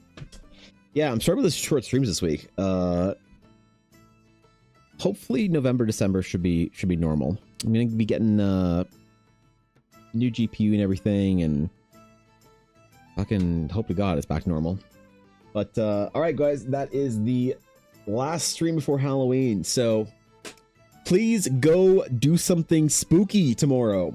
I will not be live. I will be in the snowstorms of the Canadian Rockies, climbing my way, creeping, sneaking, slinking to a haunted chateau by a lake, an ancient lake known to have spiritual energies long before the mortals of this realm walked its icy surfaces. It is said that there are caves beyond the lake, caves that reside ancient tombs of forgotten kings, lords of land from before glaciers crawled their icy talons through the northern part of the world. Ancient resting sites. Their spirits said to be seen in the mist on the lakes. When the ice is clear and the sun hits just the right way, the reflections can be seen of strange figures wandering in the dark, deep below the surface. What lies at the bottom of Lake Louise? You may never know. But resting atop its perch is the chateau, in which I will be attending an event with Ella. So hopefully it goes well. I'll have definitely story. Let me just say, you don't want to miss Monday's stream. I'm going to a haunted castle on Halloween in the Canadian Rockies for a fantasy themed ball that is specifically a romantasy themed Aquatar ball. No matter what happens, I am gonna have some stories on Monday. I promise you. So I will see you guys then with hopefully tales from beyond one realm or another. But either way, have a great rest of your day. Please enjoy Critical Role if you're watching it tonight. If you're playing D&D, please enjoy that even more. And tomorrow, whatever you guys do for Halloween, man, I don't know if you guys are doing something fun or if you're just chilling at home, and I don't know, go if you don't know what to do for Halloween. I have my recommendation.